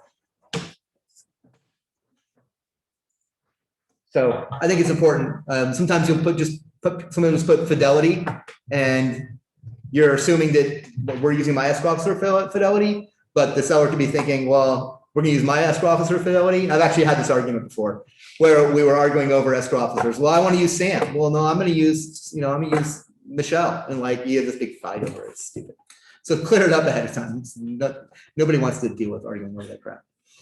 Okay, prorates. So prorates for rent, current year's taxes, interest on assumed obligations, and other prepaid expenses attributed to the property shall be as of the closing date or the date buyer is entitled to possession. So I think more times than not, that's getting checked right now, even if the possession date's going to be later, because we're offering in this market free possession so often to the sellers to make our offers more competitive. If you wanted to try to recoup some of that money that your buyer will be putting out to pay for the property while the seller lives in it, you could check date buyers entitled to possession. So that would change the prorates out to that date. So like HOA dues or taxes would be calculated based upon the possession date as opposed to the close date. But in this market, again, we're making our offer super competitive. Wouldn't you hate losing an offer because you checked that box and somebody else checked this box was the only difference in the contract terms, and you lose the property over like $600? That'd be crazy, right? So I would encourage your clients, and you can don't make these decisions for your client. Ask them. They will think that you're professional by knowing the nuances of the contract and asking questions about what they would prefer. Just be prepared to have conversations about them so you can speak intelligently about them and know how the choices you make on here, the box you check here or there, is going to affect the marketability of their offer. All right. So we're going to mention the earnest money again here. We decided it's $10,000. Why this doesn't auto-populate, I don't know. It should. But we're going to disclose the earnest money amount here again, and then when it will be deposited. 3 business days is important, and not important. It's kind of the going rate time to get it done. You could do 5, you could do 1, you can do whatever you want. I don't know how closely it gets scrutinized, but it's important that your client does not breach the contract and make sure their earnest money is in by the 3rd day. If it's late, the seller could cancel the agreement. So can you write in that contract too, like 3 days from opening of escrow? Because that's what I've been doing as in the financial provisions instead. So that it kind of clarifies that, because sometimes escrow doesn't open for a day or 2 days later, which puts your client in a rough position. So is that just appropriate to you can totally do that. Just make sure. So like down here as follows, is that how you're doing it? You're just checking this box instead? No, I've written it as like in the additional provisions. Okay. Like that. Yeah, you can do that. I would be very specific though when I write it. I would say per section 26 of this agreement, earnest money deposit shall be within 3 business days of escrow being open. The problem is, how are you going to know when escrow is open? I'll be notified when escrow is open. Okay. Something like that. Okay. you can go by, so if they're trying to send a wire in, that may be difficult. In the old days, we just dropped checks by. And so you just drop a check off and you get a phone call from the escrow company saying, hey, I've got $8,000 here. What the heck? Where is this? What's this for? Oh yeah, I haven't sent over the purchase agreement yet. Right. So, yeah, so that is good. That's fine. Mind this date though. We had a situation last year where a client lost a house because they didn't get their earnest money in on time. And if this date comes up and you haven't got your earnest money deposited in, then you need to write an addendum. So let's say it's the 4th business day and you just realized it, your client just realized it, and they ran over and they deposited their earnest money. That's not good because they've already been in breach of contract because they didn't have it on the 3rd day. And as we go through here later, you're gonna see a breach in contract could result in the forfeiture of earnest money. So not only did you lose the deal, you just wrote a check to the seller for, for $10,000 because you were a day late. Don't deposit it. You deposit it on 3 business days or whatever's contracted, or you don't deposit it at all, okay? Without providing an addendum stating there's a change in this number, all right? Okay. We go in here and we talk about additional earnest money and how it will be handled. Again, very rarely used, like land sale deals, and you probably wouldn't be using this purchase agreement, so don't mind that. These are things we don't think about, right? We have a sale agreement, we have all of these terms, but we don't actually, like, how does it actually go from, how do we go from writing an offer to it closing, and how do we instruct the parties to act, to do things? So right here is where we're telling the escrow company what to do with the earnest money. It's going to sit in a neutral third-party account. It's going to sit in an escrow account, and it's going to sit there until somebody tells the title company what to do with it. Okay. So earnest money refund to buyer. Seller does not approve of this agreement, or seller signs and accepts this agreement, but fails to furnish markable title, or seller fails to complete this transaction in accordance with the material terms of this agreement, or any condition which buyer has made express contingency in this agreement and has not otherwise been waived, fails through no fault of buyer. Then all earnest money deposits shall promptly be refunded to buyer. However, acceptance by the buyer of the refund shall not constitute a waiver or other legal remedies available to buyer. Okay, so this kind of touches upon, if you just say this sale is contingent upon the sale of this house, right? It kind of touches on that, but it doesn't provide the details to make it an enforceable contingency. So this is important, okay? I maybe should have led with this. If seller signs and accepts this agreement and title is markable, and 1, buyer has materially misrepresented buyer's financial status. So remember when we were talking about where our down payment was coming from, or how we were going to close on the property. So this is one of those things. Buyer has materially misrepresented buyer's financial status, or buyer's bank does not pay when presented any check given as earnest money, or fails to timely make a wire transfer for buyer's earnest money, or buyer fails to complete this transaction in accordance with material terms of this agreement, then seller, at seller's option, may terminate this agreement, and all earnest money paid or agree to be paid shall be paid to seller as liquidated damages. Okay, so let's say we've written in our additional provisions that the buyer is not going to request any repairs. Buyer shall not request any repairs, but we're going to maintain our inspection contingency because we're being clever, right?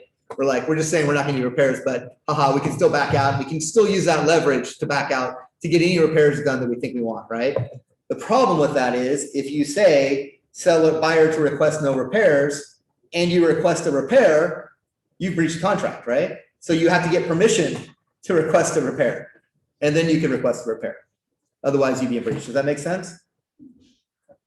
I see that all the time. Buyers shall do repairs, and it's really frustrating for sellers agents because they're representing this to their client, and then the buyer comes by and goes, you know what? We really weren't going to ask for any repairs, but gosh, how could we have known the TV mount was not mounted properly, And then they ask for it. Well, if I was a seller agent, I'd be like, if you put that in writing to me, I'd be like, thanks, you just breached a contract. Not only, we're keeping earnest money, have fun. Like I'd push back on that really hard. Now, would I actually try to keep the earnest money over that? I don't know.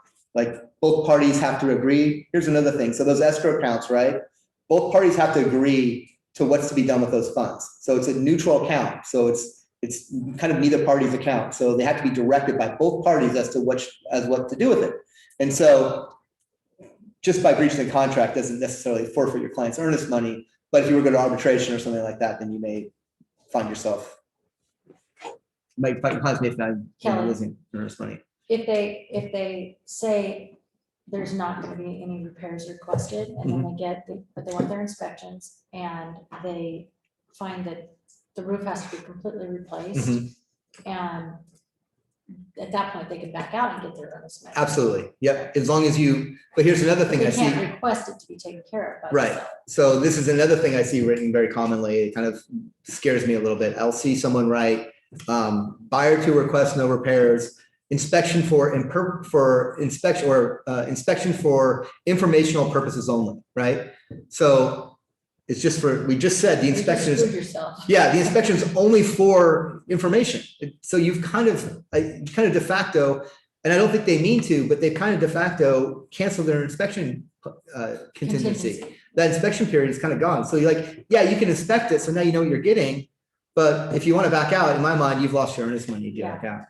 Yeah. Just And because also- of those words. In that situation, can you also ask for seller credits though? Because you're. Right, so if you- repairs, but can ask Exactly. credits. So, right. And as a seller's agent, if I saw to ask for no repairs, the first thing I told my client was, this doesn't limit them from the ability to ask for a concession or towards closing costs. So, What about like the buyer's agent just on the sale I was doing, just asked for, they said as is except for health and safety. Mhm. And so I was really struggling to know like what is considered health and safety, because their list after that was like yeah, 2 pages long. you're absolutely right. Because health and safety, those words don't appear in this agreement anywhere here. So you're going to go with like the dictionary. I think what it says is it's the dictionary meaning of those words. So health and safety, health. And if you say, except for lender required repairs, and you ask the lender, well, what are your required repairs? They're gonna say health and safety. Well, what constitutes health and safety? And they won't even give you a list. Yeah. So what do you just say? Like would you just not accept that verbiage? Well, I would probably accept it. Like the thing is, you're quibbling over these little minor details that don't change. I mean, you could come back and say, no, you have to, depending on how much leverage you had, how many offers you had, how much leverage the seller had in that situation. Again, I'm seeing this a lot, is people just waiving the inspection contingency altogether. They just waive it completely. And so if you had the leverage to get someone to waive it, that's what I would do. But otherwise, if I saw health and safety, I think it would be critical. If they gave me a laundry list of things, I'd be like, I'm not sure, how's this health or safety? Well, they come up with some nuanced thing. I'm like, I don't think that would apply. But you get into the weeds on things. So Ryan, to address your thing, we talk about, like, we can still ask for a credit, right? You can, but if think of this. So you're going into the contract, you're going into an agreement, and one party is thinking this, and then all of a sudden you hit them sideways with this, doesn't always make for a great transaction. It could give someone a bad taste in their mouth. You do it at the wrong seller, they'll say, no, we're not doing anything. I don't like the way you're doing business. I had 10 offers. I don't like you. I'm going to go with one of the other 9 now. Like, I'm just not going to do anything. So you're going to take the house as is, or I'll just sell it to somebody else. So we think we're clever with the paperwork, but really pick and choose the times when you're being clever with your paperwork. I've had some times where I've represented sellers and we've had inspection contingencies lapse. We've still kind of worked it out because the deal, we don't want to take the earnest money. We want to close the property. So we would come to some sort of agreement. I might use that as a little bit of leverage to not get as much. Be like, haha, you did miss your number, but you did miss your date, but we'll work with you. We'll be reasonable on this and negotiate something that works for everybody. There's been other times where I've had agents that have been not acting in good faith, or the buyer wasn't acting in good faith. And I might be a little bit more brazen with how I get clever with the agreement, where I had one time where we were negotiating some siding that was supposed to that they thought was bad. It was a stucco siding and it was in great shape. The house was 15 years old, never had any issues with it. And the inspector called it out because he didn't know enough about it. So they had a specialist come out. He drilled holes in it. He couldn't find any kind of issues. He said, look, I can see where maybe the installation could have been better, but I don't find any water in it. It looks like it's in perfect shape. You know, I think it's pretty good. The buyer still had reservations and they terminated the transaction, but continued to negotiate with us. So I left this pending. They sent over a termination agreement, just a termination agreement. They didn't send over an unconditional approval, just a termination agreement. We never signed it. The inspection period lapsed. We kind of got to loggerheads where we couldn't get the deal negotiated anymore. They were being really pig-headed about it. And so I called them up. This was 2 days after the inspection period. And I sent over my own termination agreement where we kept all the earnest money. And the agent was wondering, well, how are you doing this? I was like, well, you guys never unconditionally disapproved of the repair addendum. You just sent over a termination agreement.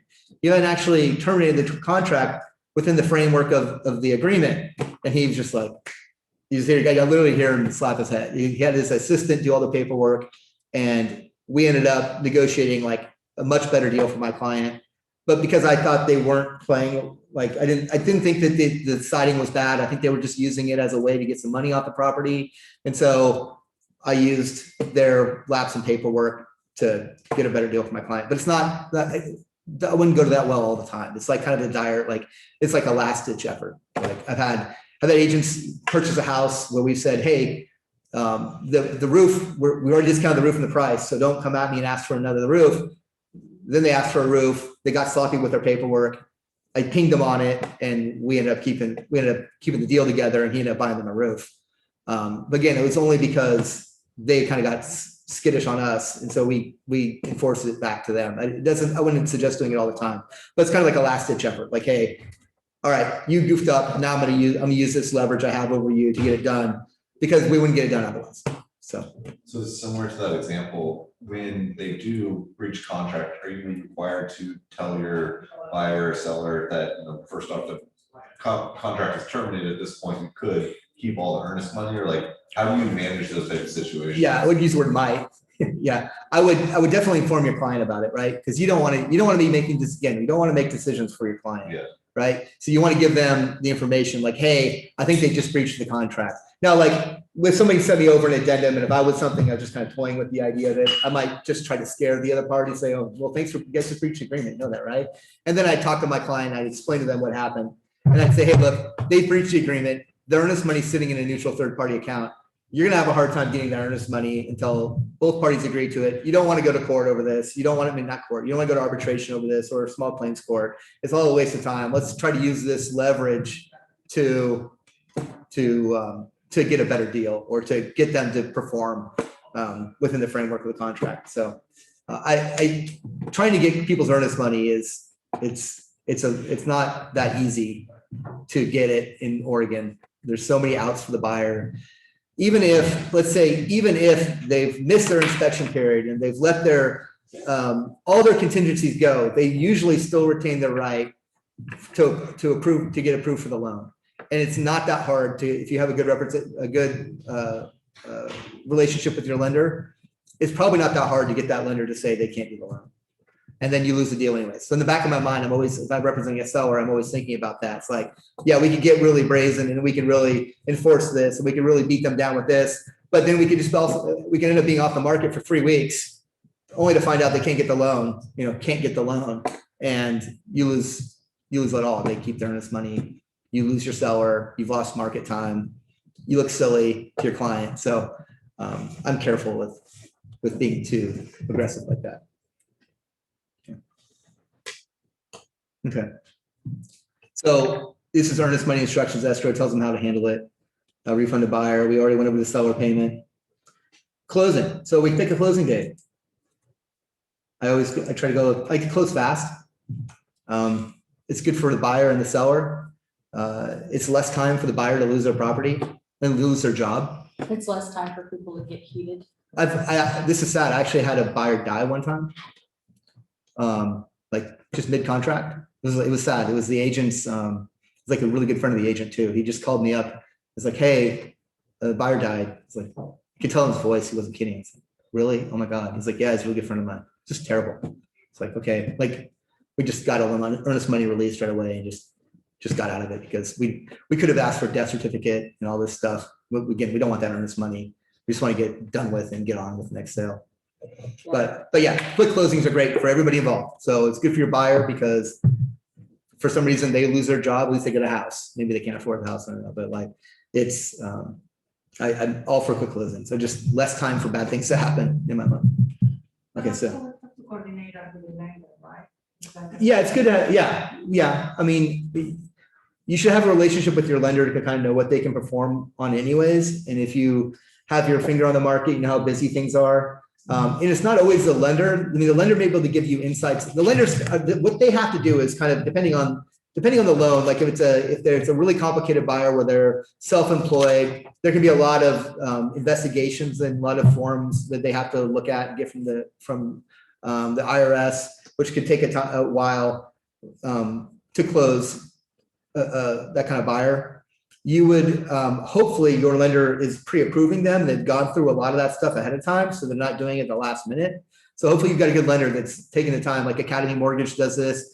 My lender, Buffy at Guild Mortgage, she does this. She reads through, she gets them all pre-approved. So we're just basically approving the property at this point, not the buyer.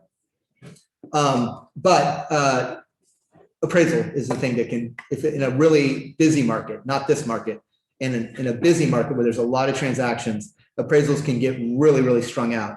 And there's nothing in this agreement except for the date that we are going to request it that controls the timeline when which that appraisal has to be delivered. And I guess the closing date does to some degree, but it doesn't protect your seller at all. And it's all for the buyer's benefit. So that timeline can, that'd be the only thing I would kind of bother me. I like to close midweek. Like I don't like closing on Monday because that means everybody's got to run around Friday and get stuff done, which is tough.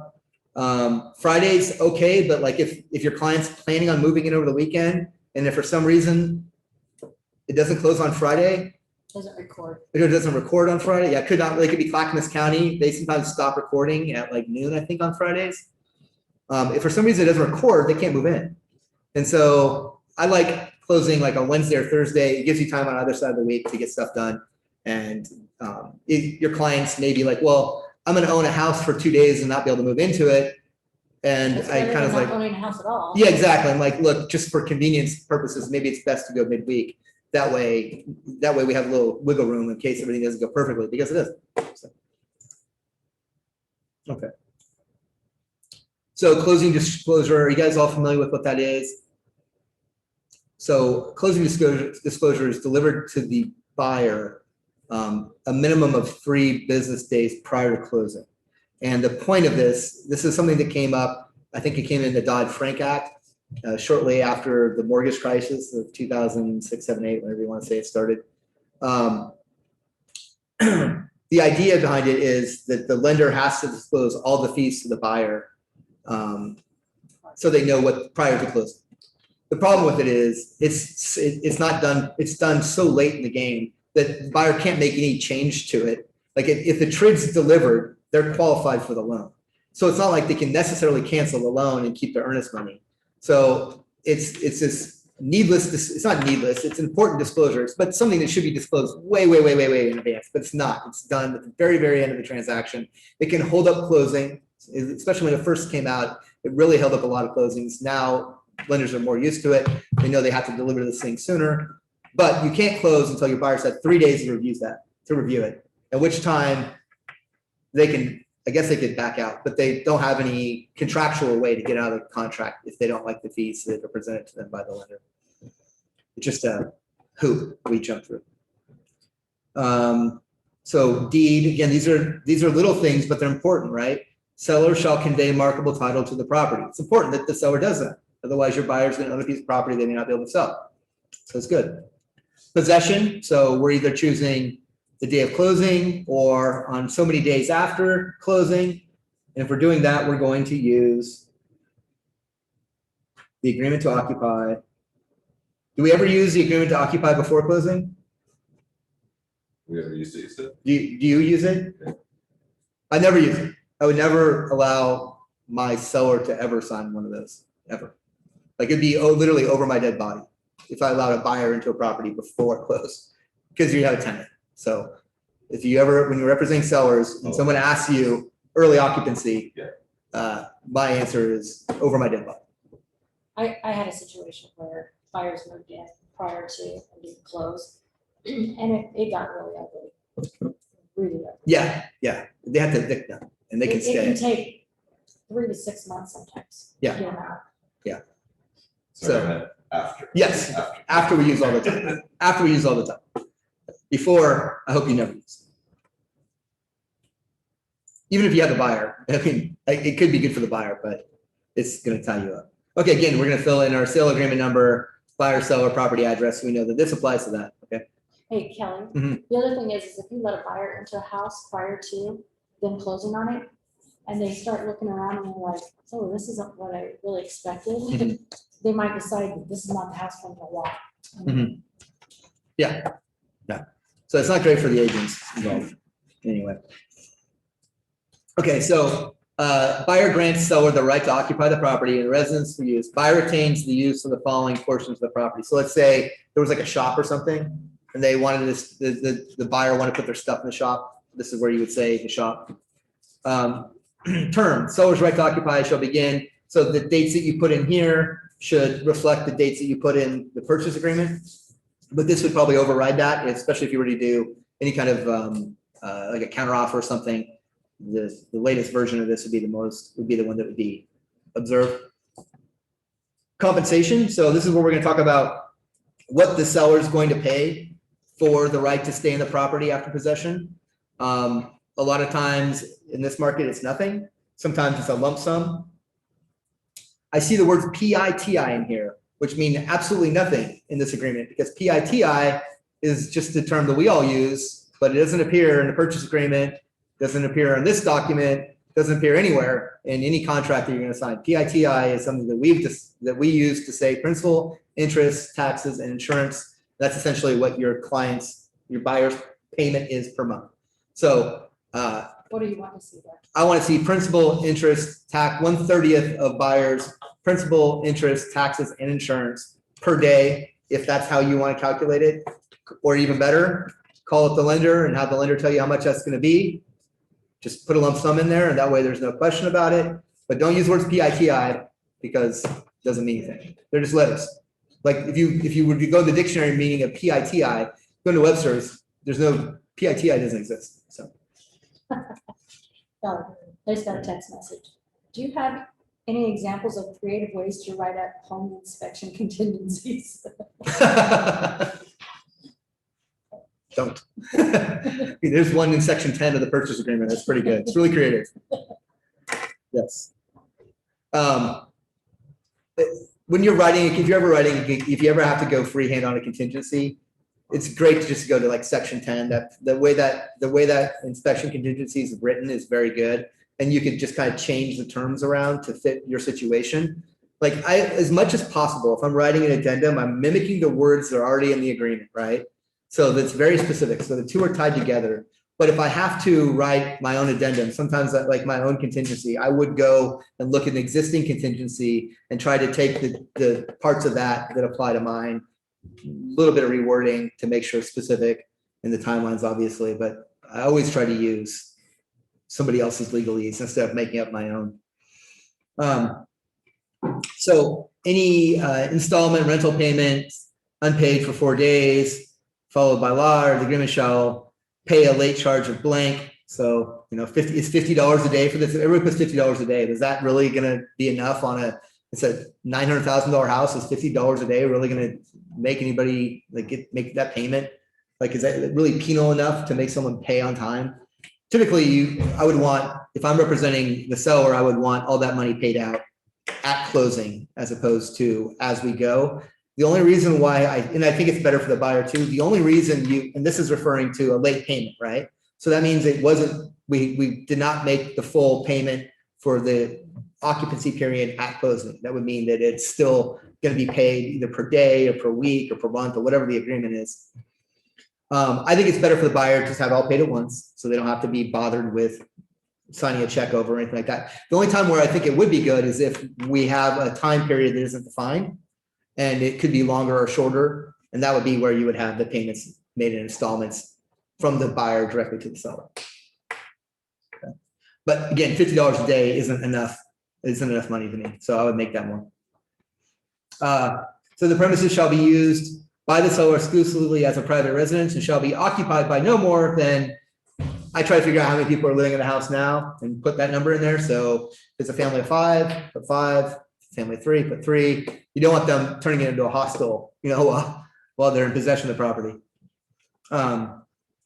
So seller obligations, talking about that they're going to adhere to the applicable laws and ordinances of the property, use it for what it's been used as, and that they're going to maintain the condition of the property and make sure that it's in the same condition as it was when the offer was written. Security deposits. So a lot of people put $500 here because it's a boilerplate thing. When this form was made, $500 probably was an appropriate amount. But as I think about it now, $500 is probably pretty light. With $500 on a $500,000 house, is that really enough of a security deposit? Probably not. But again, we're making an offer that's competitive, so we probably are going to keep. If we're going to put anything there, it's going to probably be a lighter amount. And I see this zeroed out quite a bit because a lot of times people just don't want to deal with it because like you really want to deal with a security deposit. I mean, again, this isn't your decision, but are you going to, as a buyer's agent, going to want to deal with the refunding of that security deposit? I don't think so. Pets, this is important because you don't want them bringing a bunch of dogs in if they probably didn't have dogs, but if they have dogs, then they're obviously going to want to be able to keep their dogs. So check while you're there or ask the seller's agent. Insurance. So I always put this to be with the purchase price. And it's usually renter's insurance. So I'm not sure how much of it's going to really cover the property. This is a discussion that you want to have with your seller, right? Did we just have this discussion, Ryan? Well, so we talked about it. Yeah. And right there, it says like $1 million. And so we're like, okay, we'll put it $1 million on $1 million property, Mhm. but insurance doesn't offer that. You Yeah. can't find an insurance company that offers you $1 million insurance for a rental property. Yeah, So it's really, this, I've heard that before, that this term doesn't actually sync up with real life. But you want to put something in there. Yeah. And I always make it the purchase price and what comes of it comes of it. In that case, like, let's say something happened to the property and it wasn't insured well enough and went to arbitration. The arbitrator probably would just rule that, look, you did the best you could, but it's also the buyer's responsibility to make sure that, or the seller's responsibility to make sure that you live in the property like it should be. So the seller could be on the hook for the difference, I would think. Damage to personal property. So like somebody falls off a roof while it's in their possession. Deals with that. Seller's failure to vacate by the end of the term. I don't love any of these choices here. So you can either choose a liquidated damage sum, right? How would you know what that liquidated damage could be? You would just be throwing a number at, you'd just be guessing at a number because you don't know how long they're gonna be in the property. Let's say if they're gonna stay, if the seller fails to vacate the property, what is the liquidated? Is it 1 day? Is that gonna be, so 1 day could be the PITI plus moving expenses and stuff. That could be what, $4,000 or $5,000. But if it's 6 months, you're talking about, you could be talking lawyer fees. I mean, you could really be talking about a lot of money here. So I don't like the liquidated choosing what the liquidated damage amount would be ahead of time. I would never check that box. An amount equal to 2 months rent due under this agreement, or twice the actual damage sustained by buyer, whichever is greater. That's a little bit better, right? So that actually talks about the buyer's damages and they had to pay twice. I think that would be the choice I would take if I were to use one of these. An amount equal to the daily principal, interest, taxes, and insurance accruing under buyer's notice and trustees for each day following the date buyer is entitled to possession of the property. Yeah, that's cool, but it doesn't deal with the fact that buyer's going to have to live somewhere else. And what's buyer going to do with their stuff? And oh yeah, buyer's moving from Florida to here for a new job, and throws all that up in the air. So I don't like that. Now the buyer's living in a hotel. Right. It doesn't really, I don't think that really it does enough. Putting their stuff in storage. Yeah. Or other. So I would either use this one here or other, which would be, I would probably say something along the lines of buyer's daily principal, interest, taxes, and insurance per day, plus any liquidated damages. But I actually think this is much better. because you get really, it's like, it's the damages plus more, right? So it's really much stronger. Then the way keys are delivered, I think if I was a buyer, I'd want at least one set of keys to the house I bought while somebody else lived in it. And then disputes, attorney costs, all that stuff is mimicking the wording that we have in the agreement already.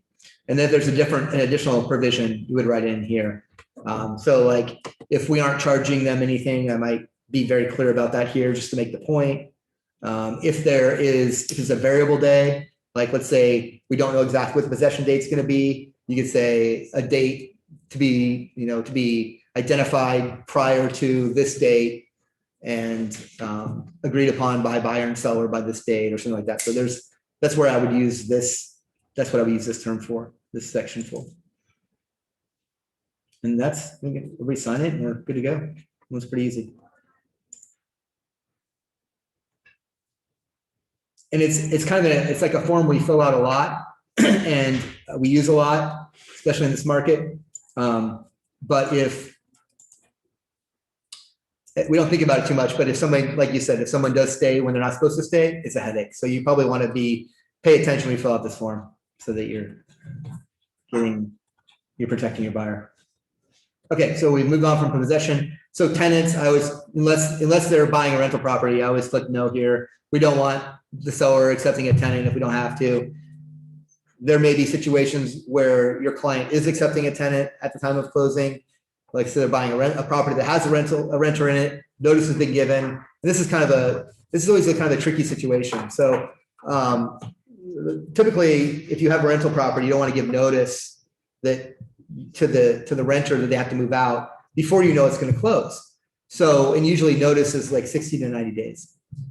So how do you manage that? Like, how's the seller manage that? How's the buyer manage the risk of having a renter that may not move out? Again, we're talking about, it's difficult to evict somebody. This is it's a hairy situation. Make sure you're checking yes here, that you're having a long conversation with your clients about the complication that could arise from having a tenant in the property, the damage they could do to the property, the difficulty in evicting them if they decide not to leave. Just want to make sure they go into this with their eyes wide open so there's no surprises. Whenever you're buying a rental property, because you are already expecting an income, and if you have a long-term tenant there, it's in your advantage to have. Yeah, right. It could be, if you're buying a rental property for the purpose of an investment, that's one thing. But if you're buying a rental property for the purpose of living in it, it's an entirely different thing, right? If you're buying it as an investment, you may want that renter to stay because, right, that's been a long-time rental. They've got great rental history. You're happy with the amount that you're getting on it. It's great. But conversely, it could be the rent could be undervalued and you'd like to get out of it. So how would you manage, for instance, if it is a long-term rental? Mhm. I mean, a tenant that's been there, and then whenever is in the transaction, how do you manage the contracts, like the leases? There is an investment property addendum Okay. it ties into this purchase agreement really well. I would use that. It creates a contingency and a time period to review those addenda, the lease information, and the financial reports. So yeah, if I was buying an income property, like an investment property, I would use that particular addendum for that. And the leases, once you buy property, how do you keep the leases? Do you immediately change the leases and update them to the? It's dictated in the terms of that agreement, how it's transferred. Yeah. Yeah. Okay. So if we are changing these around, this is where we're being directed to use the agreement to occupy addendums. Okay, so if the possession is different than the close date, you will be directed to use these. So they're part of the agreement no matter what. You have to fill those forms out. Just like if you choose, like you would check the well button, then that automatically, if the property has a well, if you check the box in the purchase agreement ahead back at the top here, it automatically makes it so you have to use that particular contingency agreement to dictate the terms of the inspection on that. And in this case, we're using this specific form to dictate the terms of the occupancy. You could use your own form, I guess. I wouldn't. I would just stick to it. Okay, so definitions and instructions. I'm probably not going to bore you guys with all of this, but This is where some of the capitalized terms are explained.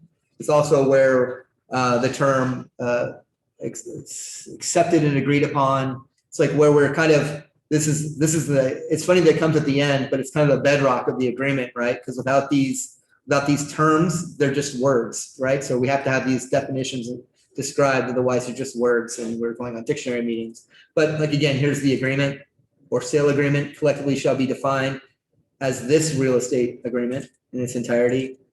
A business day shall mean Monday through Friday, except recognized state and federal holidays. So I would recommend that you go through this with your client, at least they would know what the contract content is Mhm. prior to, so just flip to that page and go Mhm. through these items with them. When if I'm meeting with a client and I'm writing an offer for them for the first time, I'm kind of going through the agreement like I've gone through with you guys here. Maybe without all the color and the stories and detail and stuff like that. But I would go through them with it so they have some sort of understanding about what's going on. I'd also ask them to read it. Like, if you have any, make sure you've read this and understand this, because people sign stuff all the time without knowing what they've agreed to, and then they blame you for it. So it's important to know. You're not going to know what's important to everybody, right? There could be a subtle nuance in this agreement that doesn't apply to your client that you wouldn't have any that you wouldn't have known. But the big boilerplate things you need to go over: the inspection contingency, the appraisal contingencies, the lender's contingencies. Like, they should all know those. The title insurance and the HOA. If it's an HOA, definitely the HOA one. So I would make sure that I had discussions specifically about those. You want to make sure they understand how they work as well as you do. They need to be responsible for the timeline too.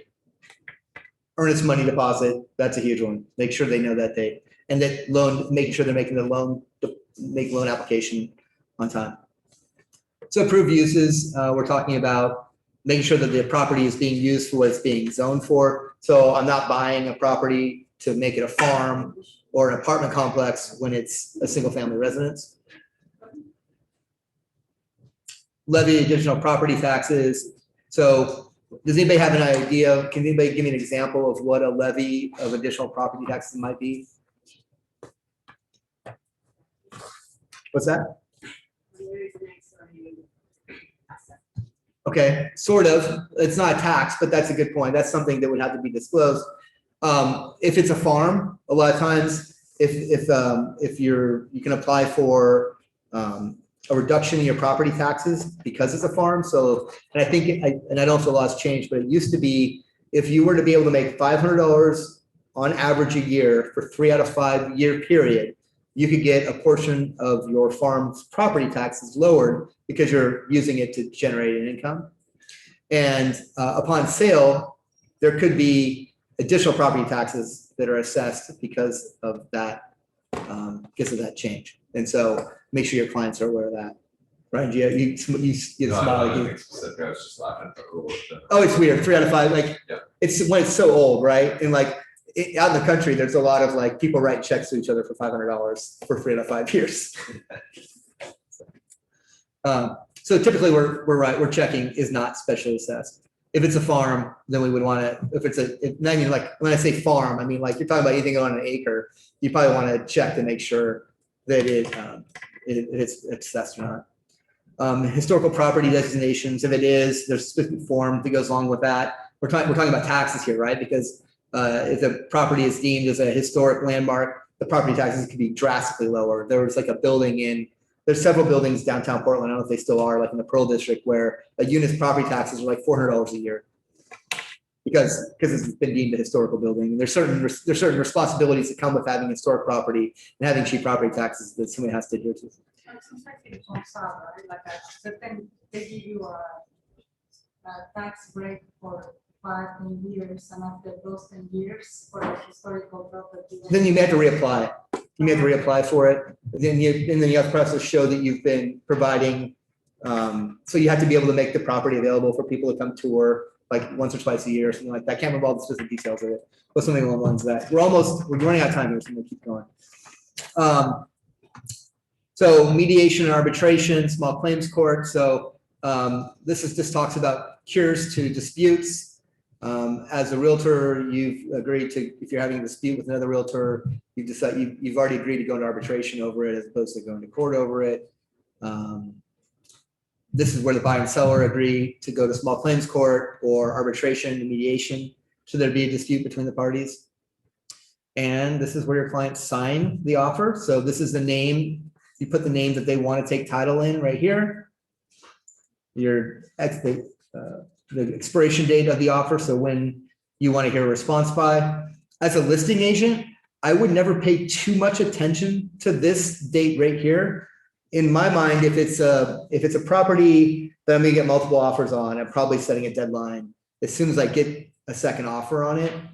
But if it's something that I don't think I'm gonna get multiple offers on, or if my client doesn't want me to set a deadline, I'm not gonna pay attention to the expiration date too long. But I'm going to consider when they submitted the offer and how long I can keep them around before they start getting irritated because they haven't heard from us yet.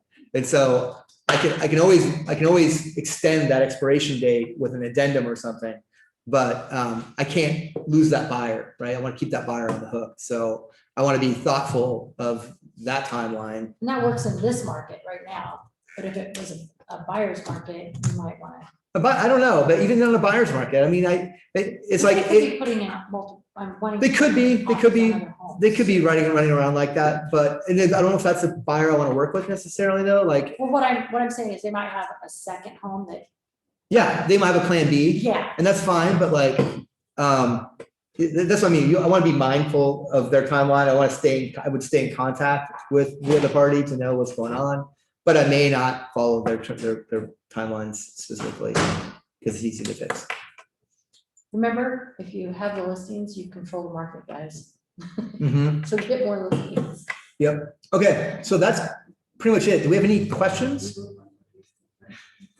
This offer goes with our documents usually to the buyer. Mhm. So which are those documents?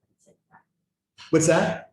I couldn't hear Which you. documents do we need to submit with this? Okay, so you're gonna have Yep, right. So depending on the terms of this agreement, right? Because we know certain actions, that certain things that we select in this trigger us to have addendums that go along with it. So you need to send you're gonna have the buyer sign the agency agreement, which is excuse me, I can't remember the name of it. The wire fraud advisory? I don't require the wire fraud advisory. So as an office, we're gonna require the KW disclosure because it lists a ton of different disclosures on there. So it has a FERPTA advisory, a wire fraud advisory, it's got a smoke alarm advisory. So it really covers a lot. We call it the KW multi addendum. So that covers a lot of it for me. And I don't think we need to have a FERPTA form or the COVID addendum or a long list of things that other offices require. I'm not a big fan of a ton of paperwork. I don't think it's your clients don't like signing a bunch of stuff or reading a bunch of stuff. And I don't like forcing a bunch of other addendums onto the sale of the agreement. Like, I don't want you to have to say to the seller's agent, well, my principal broker is making us get this signed. Like, I don't like that. I'm more concerned about what our clients know. And so that KW multi-disclosure covers a ton of stuff. And so that covers our FERPTA and the smoke alarm and this, that, and the other. So I just use that one. Any addendum attached to the sale, obviously you need to use. The final agency acknowledgements, right? The buyer's agency agreement, that's the one where it says the buyer's name, it says your name, it says my name, and then they sign that. I want that signed. And then a copy of the agency disclosure packet it's 4 or 5 pages. I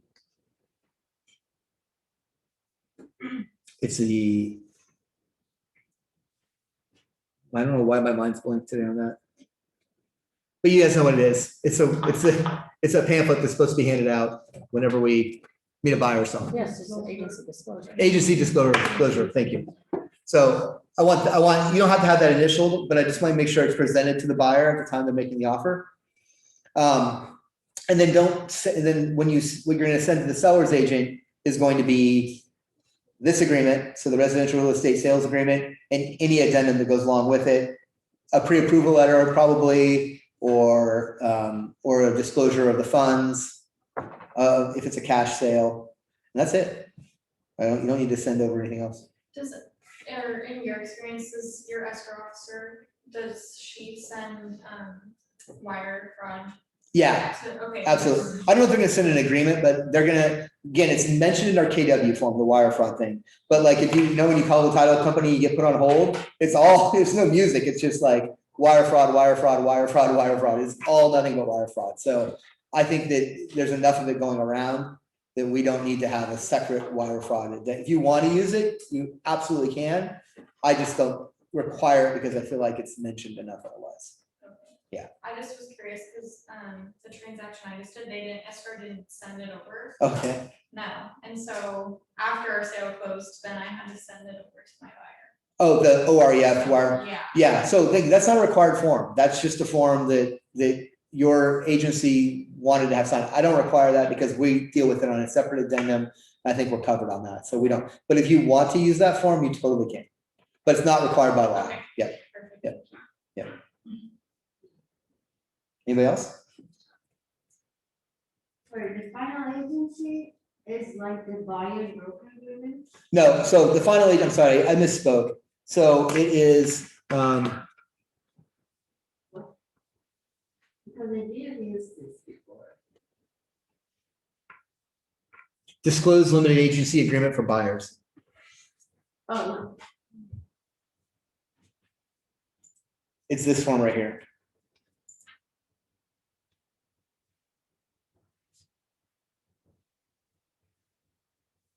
And you probably, by the time you've worked with your buyer, you may have had them sign this twice. So you probably want to have them sign it when you first start working together. And then you're going to have them sign it at the time that they're offered. Like, we're required to have a copy of this.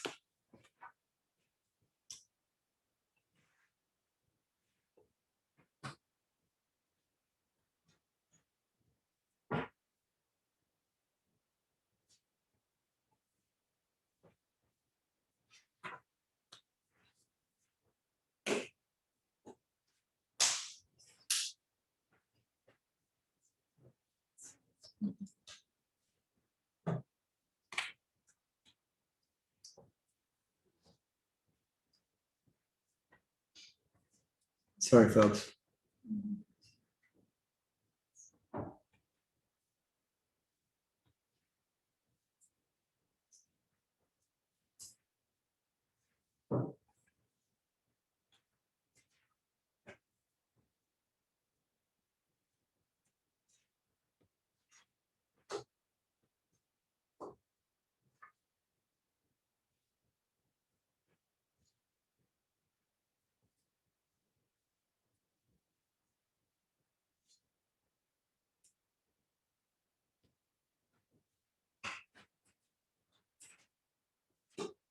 I don't know why I can't find this, but anyways, we're required to have that agency, that description of our agency's agreements. We're supposed to have that attached to our website. So like if you, so if someone were to, like if you were running a Facebook ad or something like that, they click on it, that advisory should be attached to, should be available somewhere on that website for someone to review. It's really important. I think that at one point in time, the majority of disagreements in the state were revolving around people not understanding who their agent was in a real estate transaction. So the Oregon Real Estate Agency thinks it's vital that these disclosures are given all the time. So that's why I prepare one every time I write an offer. So there's no doubt about it. Okay. All right, anybody else got questions? All right, well, hey, you made it through the first contracts class. Good job. First level of the night, first class of the night. Thank you very much. Thank you. Thank you. Appreciate it. I added a question in the chat. Yeah. Okay, let me see here. So the question is, I don't see much about doing oil tank sweeps as part of inspections, but more recently learned that it is important because it could be very expensive to decommission for a buyer. What are your thoughts on that? So yes, if I have any thought that there is an oil tank on the property, so if it's an older home, or let's say if it has a basement and I was down there and I saw some pipes, some odd copper piping that didn't make sense. Or rusted piping. Rusted piping. If I saw like a above ground oil tank, if it's oil heat, there's still a handful of homes that have oil heat. Especially in North Portland. Yeah, right. I had one in Burlingame one time. It was crazy, a surprise. But if it's an older home, you'll want to include a tank search as part of your inspection. So if you're doing, that's why I like that alternative inspection agreement, because you already have the go ahead to use it. And it's something that your home inspector could say, hey, I see this weird pipe. You may want to check for an oil tank. So what happens is a company will come out and they will use like a electronic metal detector to try to find a tank in the ground. And then if they have found a tank, they will want to see if it's been decommissioned. So they'll look to go, DEQ has a website that lists every property that's been decommissioned back so far. If it hasn't been decommissioned, they will suggest having a decommission, which means digging up the top of the tank, cutting the top off of it, pumping out any oil that's in the property that remains in the tank, backfilling it with gravel, and then filling it back in and compacting it. They'll also take soil samples around the tank to make sure that none of the oil has escaped into the ground. If it has escaped in the ground, then you have to have all that oil cleaned up, and that's where it gets super duper expensive and really, really time consuming. I mean, it could take weeks to get this done. It's a really long process. So if you run across an oil tank that hasn't been decommissioned, that has failed, be prepared for an extended closing, because it will take weeks and weeks to get done, and it'll be extremely expensive. And this is why you need to have permission for that particular inspection, because it's so expensive to fix. If the seller didn't agree to allow you to do that inspection, now you've essentially just cast upon them the need to have that fixed, right? Opened up a huge can of It's a worms. huge can of worms, and so that's why you want to have permission for that. And most tank companies won't actually do it without having their own form signed, but you never know who you get to come out, right? You never know, or they get busy one day and they just come out and do it anyways, right? So don't rely upon that. Make sure you have written express permission to do the inspection that you're doing. Be an oil tank, asbestos, anything. Yep. I added our question. And the seller disclosure, is that not something that has Yes. Okay. So the seller's property disclosure statement, and I could probably talk about that for 2 hours. It will be delivered to you by the seller. Once you receive it, the clock starts ticking on. The buyer has a 5-day right of rescission period to back out of the agreement for any reason whatsoever, based upon the document. So it could just be they just don't want to buy the house. It's a great way to get out of the transaction because it's statutory, which means it's not based on contract law. It's actually a law. Like the seller has to deliver that to you if it's a residential property, 4 units or less. So they have to do this by law, give you this document. Now they can be excluded from providing it for you, but they still have to provide notice of the exclusion. And there's a lot of murky area after that as to what the law is on. So it's a whole nother class. It's an entirely different class. And I can go on and on and on about it. But know that your seller has to deliver you one, and that your client likely has 5 business days after the time it's been delivered to you to back out of the sale. Now, myself, as I'm a reviewing broker, I will require a checkbox for every single question on that form. If it's not, then I'm gonna send it back to you and tell you to get the seller to sign it, okay? And in my mind, until that form has been completely filled out, that means a checkbox for every single question on that form. In my mind, the seller has not delivered you a complete agreement until it's been delivered in its completion. So a partially completed form is not delivery in my mind. So how long do they have to deliver that? The seller can deliver it to you anytime they decide. They can give it to you at the moment you go into contract, they can give it to you the last day of the contract, and your client reserves the right to revoke up until the point it's been delivered, plus 5 business days, unless the exclusion has been claimed. And is having it on the multiple listing as an attachment, is that? It's a good thing, but that's not, in my mind, that's not delivery. I think it has to be physically delivered in an email. I don't believe that sitting in the RMLS is delivery. Oh. Yeah, that's my opinion. But it's an opinion, and it's not, It's making it available, it's not delivering it. I think you're right. I think you're right. There's no case law on this because we don't go to court anymore. So these things would usually get hashed out in court, but we just have sealed arbitration that doesn't really give us any answers to these things anymore. So there's a lot of room for interpretation on the seller's property. There's too much room for interpretation on the seller's property disclosure statement. So if you have questions about it, ask me. I've done a lot of research on it.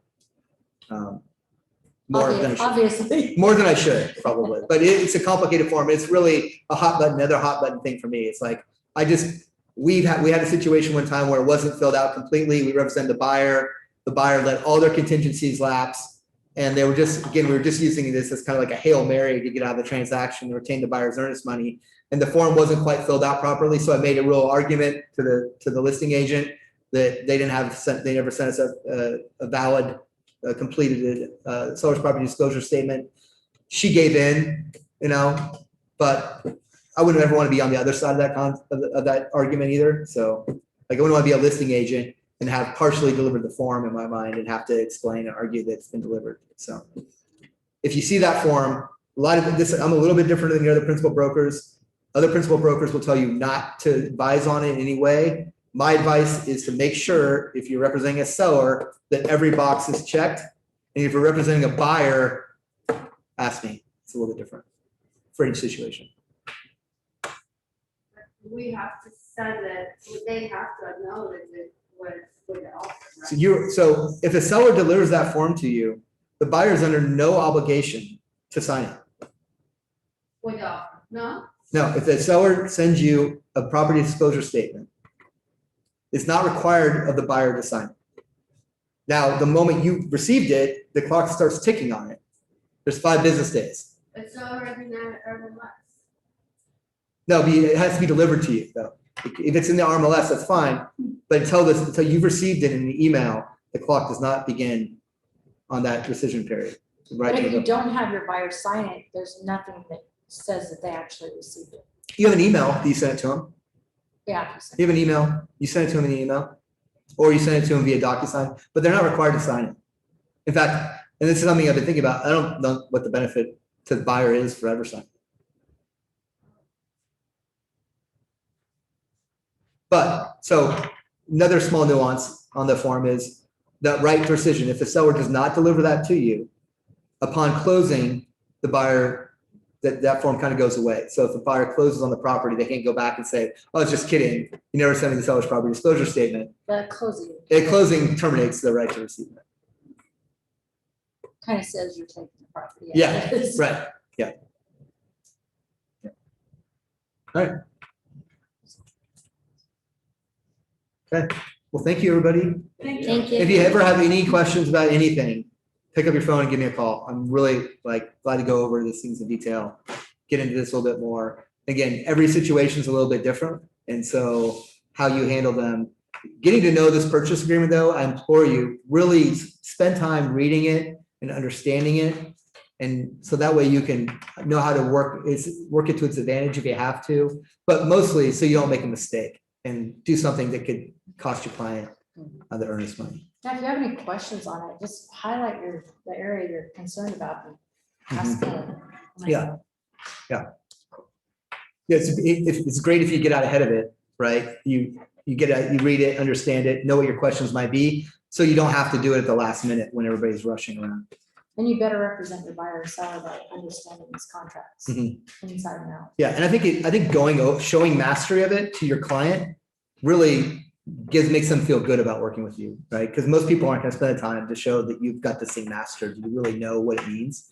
It's, you're not just, we don't just open doors, right? And we don't just fill in blanks. Like, we really have to know what our clients are agreeing to and how it works in the real world. So read that thing and then apply it to your business. Yeah, because we're their risk managers. Yeah. That's what we do. Yep. Protect and promote your client's interest. I take that really seriously. Like, I'm an idealist when it comes to real estate. Like, I'm all about I was told my clients to not buy houses because that was the right thing for them to do. And it's in the long run, it's done me well. You know, my clients trust me, they believe in me. But I've so many times I put my client's interest in front of my need for a commission check. You know, like, I've been starving and I could really use that $10,000 commission. But instead, I told my clients to back out because that's the right thing to do. And I take it really, really seriously. So I hope you do too. Thank you. Thanks, Kelly. Thanks. Okay, thanks.